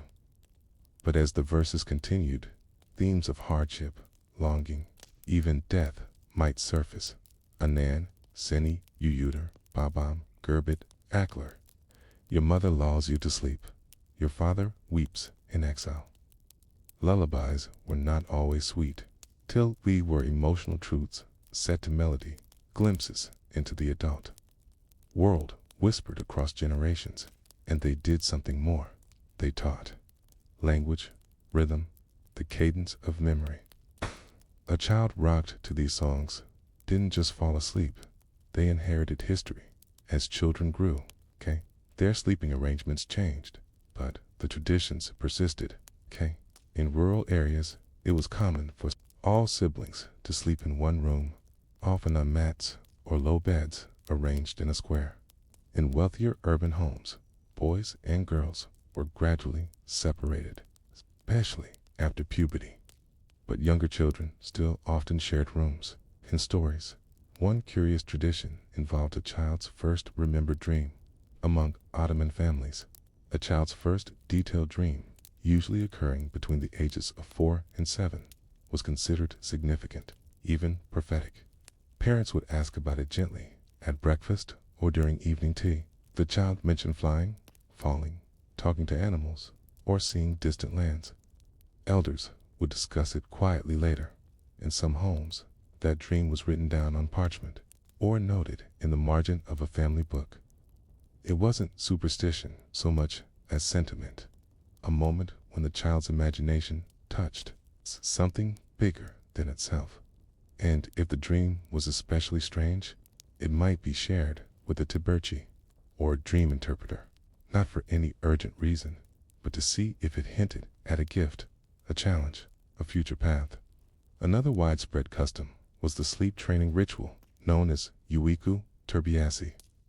This wasn't rigid scheduling, but a gentle process, helping the child develop a rhythm in harmony with nature, family routines, and prayer cycles. Older women, especially grandmothers, played a central role. There were a few typical steps, letting the child watch the oil lamp being lit to mark the arrival of night, asking them to wash their hands and face before lying down to keep sleep pure, spring a short dua prayer into their ear before tucking them in, teaching them to say, Allah, Imanet, all, being God's protection. Children were also taught to face a certain direction in bed, preferably toward Mecca if possible. Not as a strict rule, but as a way to align the body with the sacred. And if a child struggled to sleep, the first remedy was always a story. Ottoman bedtime stories were not fairy tales in the Western sense. They were often folk tales, epics, or Sufi parables, stories of clever animals, foolish kings, brave girls, traveling dervishes, or trickster prophets. Many of these tales had no clear ending. They wound slowly, like a long desert road, meant to lull rather than thrill. And here, storytelling became an art of sleep. Fathers or older siblings might take turns narrating. Candles flickered, shadows danced on the wall, and the slow, soft cadence of a familiar voice led the child toward dreams. Even the objects surrounding sleep had symbolic meaning. A child's first pillow, often made by the mother, was called a baz yastik, the headrest. It was filled with clean wool, and sometimes a small amount of lavender or clove. The fabric was often cotton, but always hand-sewn. And if the child had frequent nightmares, a few grains of salt might be sewn into a corner to absorb fear. Sleep, after all, was never neutral. It was a journey, and journeys required protection. Interestingly, some Ottoman villages held the belief that a child's soul wandered more freely during sleep. Because of this, it was considered bad luck to wake a child to suddenly lest their soul not return fully. This belief wasn't codified religion. It was cultural intuition, born of generations watching children stir from sleep with wide, empty eyes. So, if a child napped in the afternoon and the sun was sinking fast, a grandmother might sit quietly nearby, humming, waiting, calling softly, letting the spirit come back in its own time. In cities like Bursa, Edom, or Damascus, sleep habits of children were also shaped by the soundscape. Calls to prayer, clanging pots, horses in the street, wooden sandals on stone. These sounds became part of the child's dream world. And so mothers learned to time sleep around the muezzin, or the night bells of local traders. There was one more detail worth remembering, something small, but deeply symbolic. When a child turned 7 or 8 and had outgrown their cradle and their baby blankets, families often buried those items in the earth. It was a symbolic act. The cradle was taken to a field or garden and placed beneath a tree. A small prayer was said, sometimes just a whisper. The soil received it. The act said, the child has passed from one world into another. Let the earth hold what was once needed. Let the dreams grow taller now. And they did. The dreams grew into languages, into questions, into restlessness, into poetry. And yet, if you asked an old Ottoman woman what she remembered most from childhood, she would not name a meal or a wedding. She would say, my mother's voice as she sang me to sleep.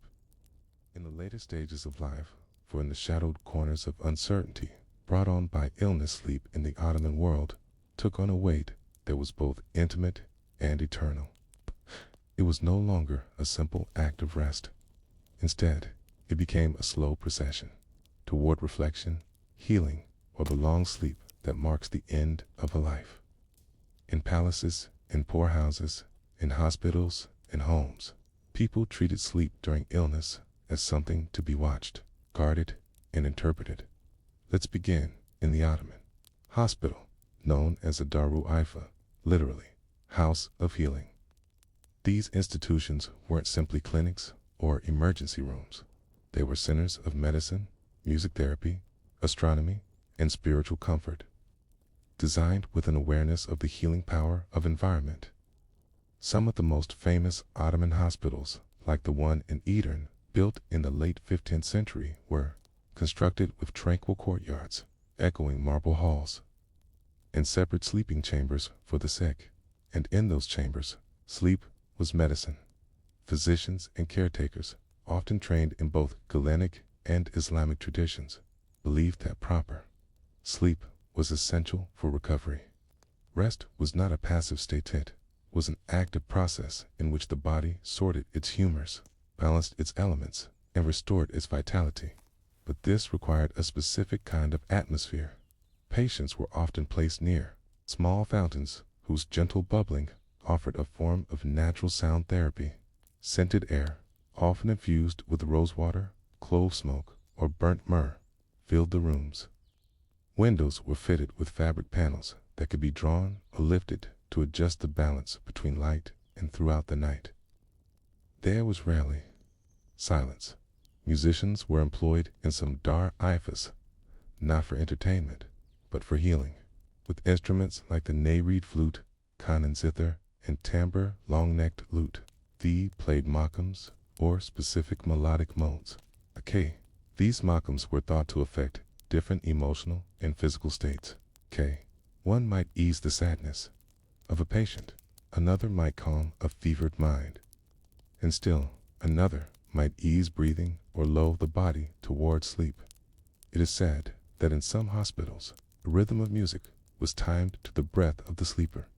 If the patient was too restless to sleep, caretakers might recite soft verses from the Quran, not to convert, but to comfort. Even non-Muslim patients, Greeks, Armenians, Jews were given space to receive the prayers or hymns of their own tradition. Because, in the Ottoman view, the soul needed familiarity in order to let go of pain.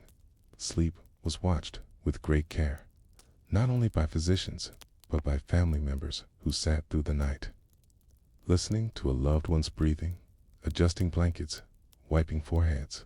In wealthier homes, a nurse or midwife might be employed, but even then, mothers and daughters rarely left the bedside of an ill relative, and if sleep turned troubled, marked by groans, jerks, or fevered, dream healers might turn to dream interpretation. There was a belief that dreams during illness could signal the body's direction, whether it would turn toward recovery, or slip away toward death. A dream of light entering a room was taken as a sign of hope.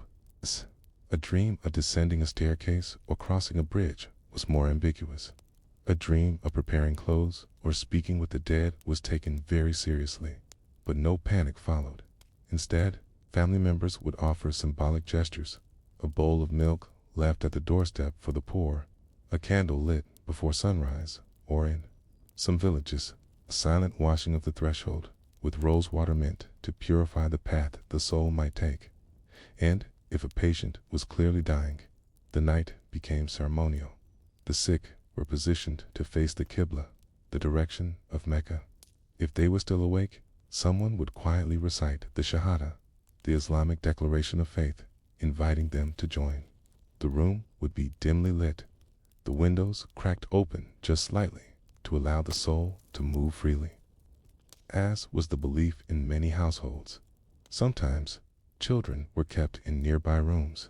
At times, they were brought to kiss the hand of the dying. And once the final breath came, the act of sleep was no longer metaphoric, became real. Yehudu, they whispered. He has slept. It was a euphemism, but also a kind of blessing. The Ottomans, like many cultures, were uneasy with death as a word. Sleep softened its arrival. In the hours after death, the rituals surrounding the body washing, shrouding, and preparing for burial code, the rituals of sleep, a clean cloth, a final scenting, folding of limbs into gentle repose. In fact, in Ottoman gravestone poetry, the dead were often referred to as the sleepers beneath the soil. There is one such inscription still standing in a small Istanbul graveyard. Its translation reads, "He closed his eyes, not in despair, but in hope. May his dreams be light and his rest eternal." Beyond hospitals and homes, there were Sufi lodges where sleep and death were closely intertwined in mystical practice. The dervishes who lived in these lodges, followers of spiritual paths, seeking closeness to God, viewed sleep as a moment when the ego dissolved, when a soul moved toward its source. Some Sufi masters encouraged a practice called muraqabah, a form of deep meditation before sleep, where the disciple would visualize their own death, not morbidly, but gently. They would imagine themselves washing their body, wrapping it in linen, and being lowered into the earth, so that when they slept, they did so without attachment. And it is said that the calmest sleepers in the empire were often found in such lodges, men and women who had reconciled the boundaries between this world and the next, even in daily life. The Ottomans marked the line between ordinary sleep and the great sleep with the subtle signs. When visiting someone who was very ill, one never said, "Get well soon," casually. Instead, they might say, "May your nights be peaceful. May your dreams carry ease. May your sleep be light upon your chest," because in times of uncertainty, even language had to whisper. It's also worth noting that some Ottoman poets, particularly in the 17th century, played with the imagery of sleep as both seduction and surrender. In one love poem by Nefi, sleep is described as a velvet trap where time forgets its hourglass. In another, by Baki, it is a caravan of stars leading the soul back home. Whether in illness, poetry, or final moments, sleep in the Ottoman world remained a threshold never to be crossed carelessly, always to be approached with humility. And even in mourning, the rituals did not end. Family members of the recently deceased often kept a small bed or mat unoccupied for 40 days, usually near the family hearth. It wasn't believed that the dead would return to sleep there. Rather, it was a symbolical way of saying, there is a space that is still yours. And perhaps the most touching gesture came from children. In some villages, a child who had lost a parent was allowed to sleep in that parent's bed for one night. It wasn't about comfort. It was about connection, a closing of a loop, a final, silent goodbye tonight as you lie in your own bed, safe, warm, and far from the fears of fever or battle or grief. Remember how much care the Ottomans placed in sleep, especially when it was near the edges of life. Not because they feared it, but because they understood it, that to sleep was not only to heal, but to listen, to remember, to prepare, and in the end, to return. To truly understand how Ottomans slept, we must step back not into the chambers of the sick or the dreams of children, but into the very architecture of Ottoman life. For sleep in this empire was shaped not only by the bed or the body, but by the rhythm of the city, the voice of the mosque, the clang of the copper pot, and the footsteps of the night watchman. Imagine the city of Istanbul, once known as Constantinople, a place where the sky was never fully dark and the silence was never complete. Narrow streets wove between homes of stone and wood, lined with small shops, fountains, bathhouses, and prayer spaces. These cities pulsed with a life that dictated when people worked, rested, and slept. The Ottoman daily cycle was not measured by mechanical clocks, but by natural time. The position of the sun, the sound of the azan call to prayer, and the routines of neighbors shaped the rhythms of sleep. Most adults, especially men, did not sleep through the night in one long stretch. Instead, they observed segmented sleep. The first sleep began shortly after the Isha prayer, the last of the 5 daily Islamic prayers, which typically occurred a little after sunset.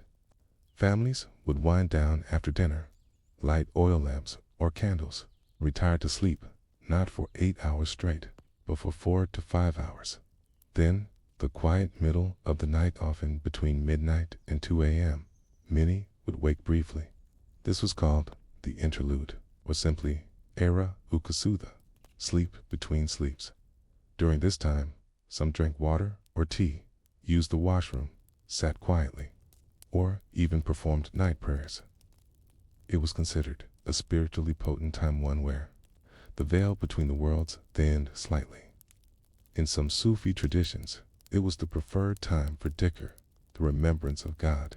And then, after this short interlude, people would sleep again, this time until the dawn prayer, known as Fajr. In this way, Ottoman sleep was fluid, attuned not to the ticking of a clock, but to the flow of faith, society, and nature. But cities added another layer to this pattern: public sound. Ottoman cities were not silent after sunset, even long after the market closed. Sounds drifted through alleyway street vendors, packing up, night guards making their rounds, and most importantly, the voice of the muezzin, who would climb the minaret of a mosque and announce the azan 5 times a day. Each call marked time, not only for prayer, but for the structuring of sleep. These calls echoed across neighborhoods, sometimes overlapping in the distance, giving each district its own unique sonic identity. Residents would come to recognize their local muezzin's voice like a family member's. If the voice changed one morning because of illness or travel, it was noticed. This connection to sacred sound shaped the feeling of the night, and for those responsible for keeping cities safe, the sleep of the public was their responsibility. Enter the Beki, the Ottoman night watchman, wearing a thick wool coat in the winter and carrying a wooden staff or a curved cane. The Beki walked the streets through the night. He had no flashlight, no whistle, just his voice. At intervals, he would call out through the darkness, announcing the hour or reciting short couplets about safety and sleep. A common one was Yun, Comcular, Giz, Selametir, Beki Barada, Dirt Yak, Comedia, Sleep, Neighbors, the night is peace. The watchman is near, no sorrow, only ease. These gentle reminders were both reassurance and ritual. Some believed that if the Beki's voice passed your home while you slept, it carried blessings. In return, many households left a cup of tea or a piece of bread. Near the gate, small tokens of appreciation that were often collected in silence, so as not to disturb the sleepers. Yet, sleep in cities could also be interrupted by danger. Fires, for instance, were a constant threat in Ottoman towns, especially in neighborhoods with wooden homes. A fire could start from a lamp, a kitchen, stove, or a stray ember. The city had fire wards who patrolled at night with water buckets, bells, and long poles to raise alarms. When fire broke out, metal clappers were banged rapidly. Shouts echoed across rooftops. Families rushed to throw water or evacuate, and after the flames were doused, the entire community stayed awake until dawn, sitting by open windows, their sleep postponed, not by fear, but by vigilance. In such moments, sleep was communal. Everyone lost it together. Everyone reclaimed it together. In markets and workshops, sleep followed other rules. Artisans, especially in guild-run towns, often began work before sunrise. Blacksmiths, bakers, weavers, and coffeehouse workers woke at the first azan, washed, and started early. Their sleep began earlier in the evening, and they often napped in the afternoon. Siesta-like pause that broke the day into 2 halves. Ottoman homes were designed to accommodate this pattern in wealthier households. Thick wooden shutters and wooden shutters and interior curtains helped to darken sleeping rooms during the day. In humbler homes, people simply turned their backs to the sun and rested wherever there was shadow. Napping had no stigma. It was a sign of a well-balanced life, and while nighttime sleep was sacred, the midday nap known as umlagu ukusu was considered essential for productivity and health. In some mosques, especially in hot regions, people were allowed to rest in the courtyard shade during midday hours. Even markets slowed to a hush between noon and the afternoon prayer. The structure of Ottoman neighborhoods also supported localized peace. Each mahalli or neighborhood functioned almost like a village within a city. People knew each other, queued, they shared walls, water fountains, and courtyards. At night, if a lamp was left burning too long, or if a child cried too often, neighbors didn't complain. They knocked gently and asked if help was needed. This mutual responsibility extended to sleep, and in wealthier districts, especially those near palaces or religious centers. The architecture itself shaped silence. Streets were designed to be narrow, not only for shade, but to buffer noise. Inner gardens and small fountains produced white noise to drown out the bustle. Thick stone walls muffled the sound of carts and animals. And homes often featured separate sleeping quarters for men and women, a design that reflected both privacy and cultural custom. In some Ottoman households, the misafir odasi guest room was kept solely for sleeping visitors. It was cleaned weekly, aired daily, and filled with fresh linens.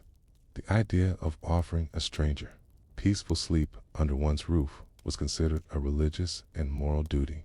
Even in coffee houses, bustling hubs of Ottoman social life, there were unspoken rules. If a traveler arrived too tired to speak or eat, he was allowed to rest quietly in a corner. No one disturbed him.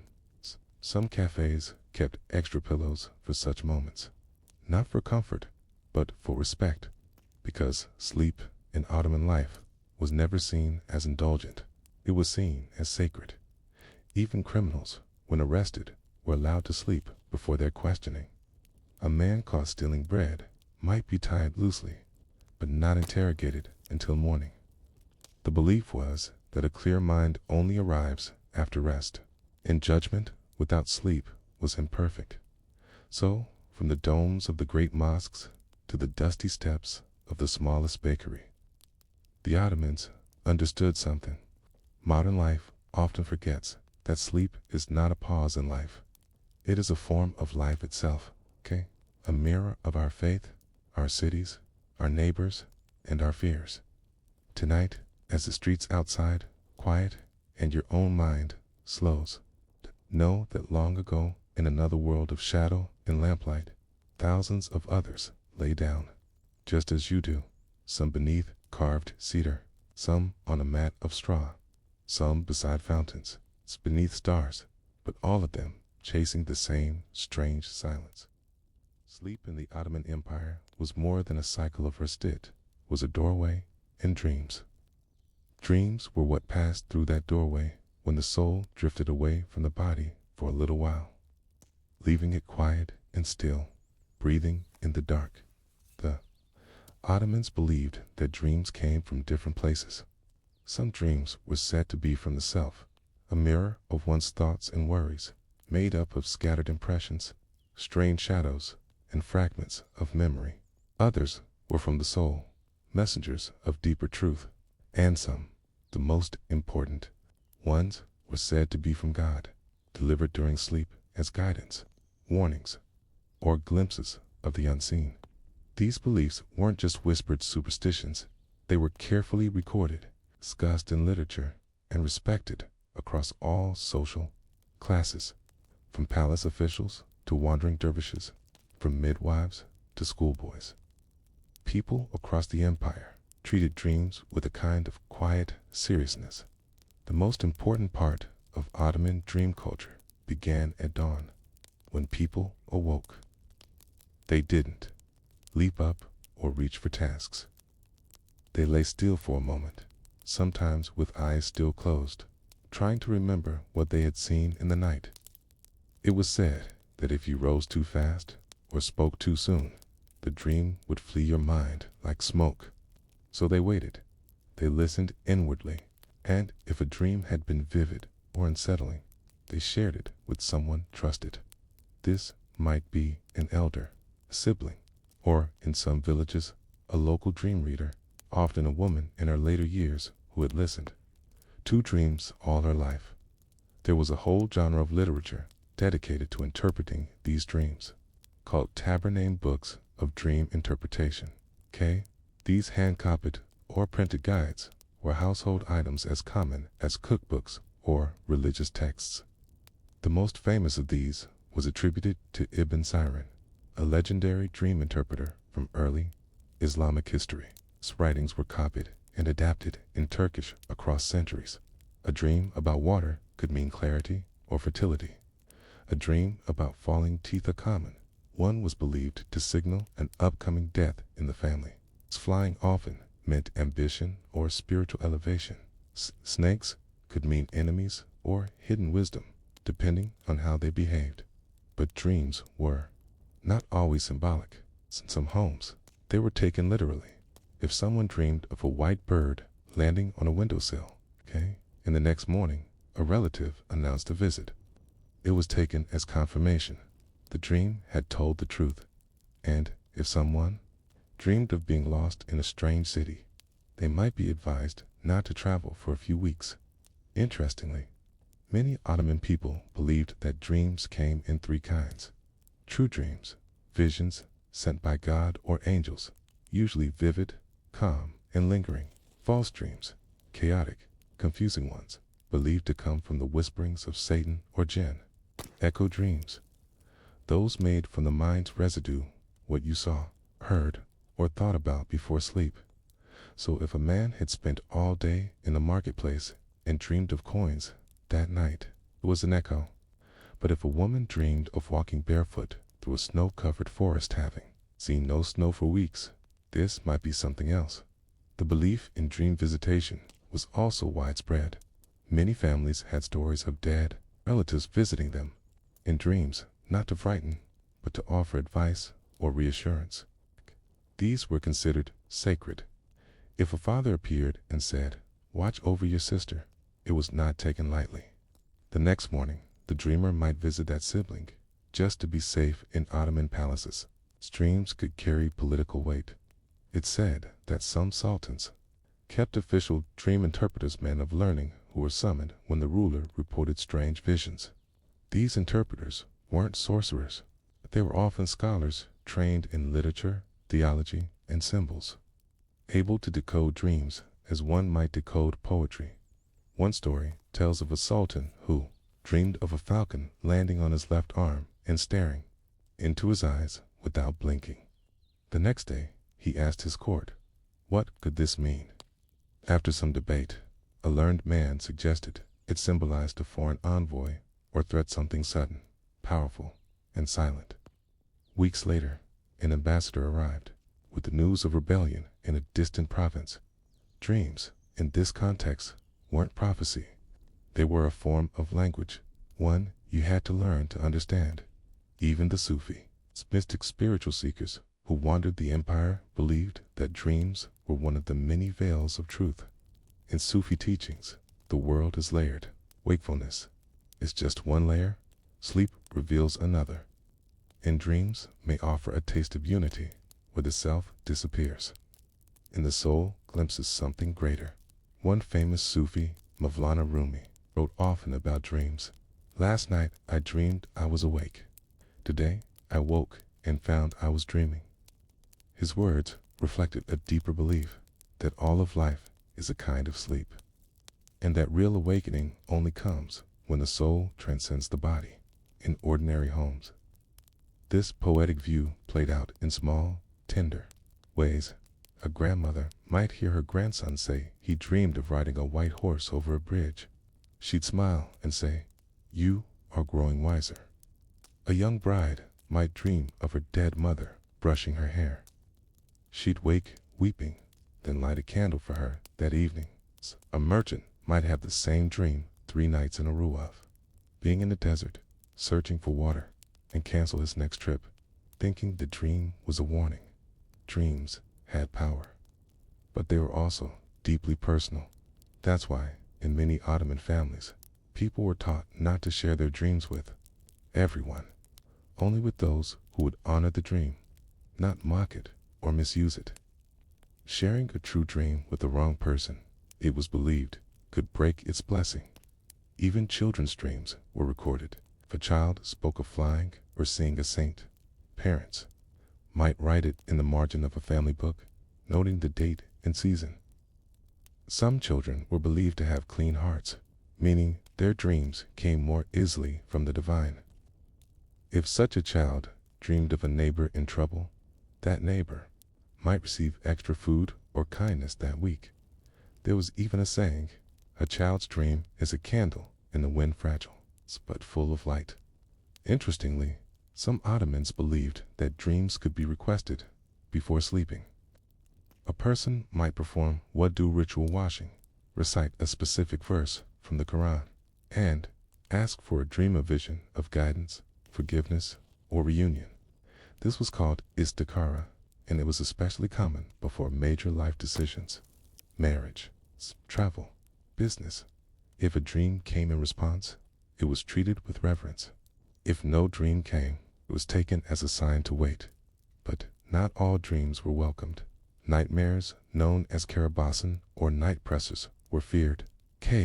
These were dreams in which the sleeper felt pinned down, unable to move or breathe, often sensing a dark presence. Today, we might call it sleep paralysis, but in Ottoman homes, it was understood as a visit from a jinn. To prevent this, people placed iron objects near the bed, knives, scissors, or keys. Others hung verses of protection above the pillow. And if the nightmare came anyway, it was advised not to speak of it until after drinking water or reciting a prayer. There was a deeper wisdom beneath these customs, a kind of respect for the in-between, that space between waking and sleeping, between self and soul, where strange things sometimes happened. And in Ottoman culture, one always treated that space with care, reverence, and stillness. Tonight, if your own dreams come soft and slow, filled with forgotten places and quiet voices, remember that long ago, others dreamed to beneath latticed windows, among oil lamps and clay rooftops. In cities lit by minarets and moonlight, their dreams were not so different from yours. They hoped, they wandered, they warned, and sometimes they simply sang in symbols that only the soul could hear. In the final stretch of life, when breath slowed and pain became familiar, the Ottomans turned once again to sleep. But this was no ordinary rest. This was the eternal sleep, the phrase used most often when death was spoken of, especially in whispers. They didn't say someone had died. They said, he has slept, or she has passed into rest. In a society that saw life not as a line, but as a cycle, death was simply the night that followed a long, sunlit day. And just as with sleep, death had rituals, surroundings, and care, all designed to ease the passage from one state into another. In Ottoman homes, particularly in the countryside and smaller towns, people often died at home, surrounded by family. There were no hospital wards with beeping machines, no fluorescent lights. Instead, there were shadowed rooms, the smell of rosewater or sandalwood, and quiet prayers. If it was known that someone was near death, family members and close neighbors would gather silently, not to intrude, but to simply be there to witness the final moments. The dying person was gently turned to lie on their right side, facing the Qibla, the direction of Mecca. This position mirrored how Muslims are buried, and it was believed to make the soul's transition easier. Someone, often a son, daughter, or spouse, would softly recite the Shahada, the Islamic testimony of faith. There is no God but God, and Muhammad is his messenger. Sometimes, if the person was conscious, they whispered it back. Sometimes, they only moved their lips after the final breath. The body was not touched immediately. It was customary to allow time for the soul to depart, a span of a few minutes where the room remained completely still. Candles might be lit. Windows would be slightly opened, no matter the season. This was a symbolic gesture, letting the soul slip free. Then, and only then, would the family begin the gentle process of washing the body. Washing the dead, known as ghusl al-mayyit, was both a spiritual and physical act. In the Ottoman tradition, it was performed with warm water, scented oils, and the utmost care. Women washed women, men washed men. If the deceased was a child, either parent could perform the rite. The body was washed an odd number of times, usually 3 or 5, and with every pore, God, forgive him and have mercy on him, cleansed him as a white garment is cleansed of dirt. The body was then shrouded in white linen, simple and unadorned. This shroud, or coffin, was folded over the body with the same tenderness one might wrap a sleeping child. And indeed, in many parts of the empire, it was said that a good death is like a good nap, quiet, uninterrupted, and without fear. The funeral took place quickly, usually within 24 hours. In cities, this meant contacting the imam of the local mosque, arranging a bier, and preparing the grave. In smaller towns and villages, it was a community effort. Neighbors dug graves. Women prepared bread and water for mourners. Children were sent to fetch herbs or clean linens. But throughout this preparation, there was a deep awareness of rest. No loud mourning. No wailing in the streets. Low voices, soft steps, and verses from the Quran recited like lullabies.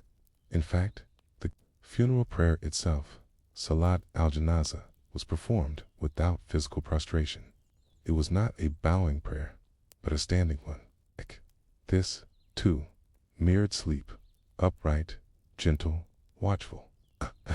The congregation stood in rows behind the body, facing the Qibla, and offered silent supplication for the deceased. The grave was simple, a rectangular trench, deep enough to hold the body, and lined, if possible, with stones or wooden boards to prevent the earth from touching the shroud directly. Some graves had a niche, known as lad, carved into the side, where the body would be placed.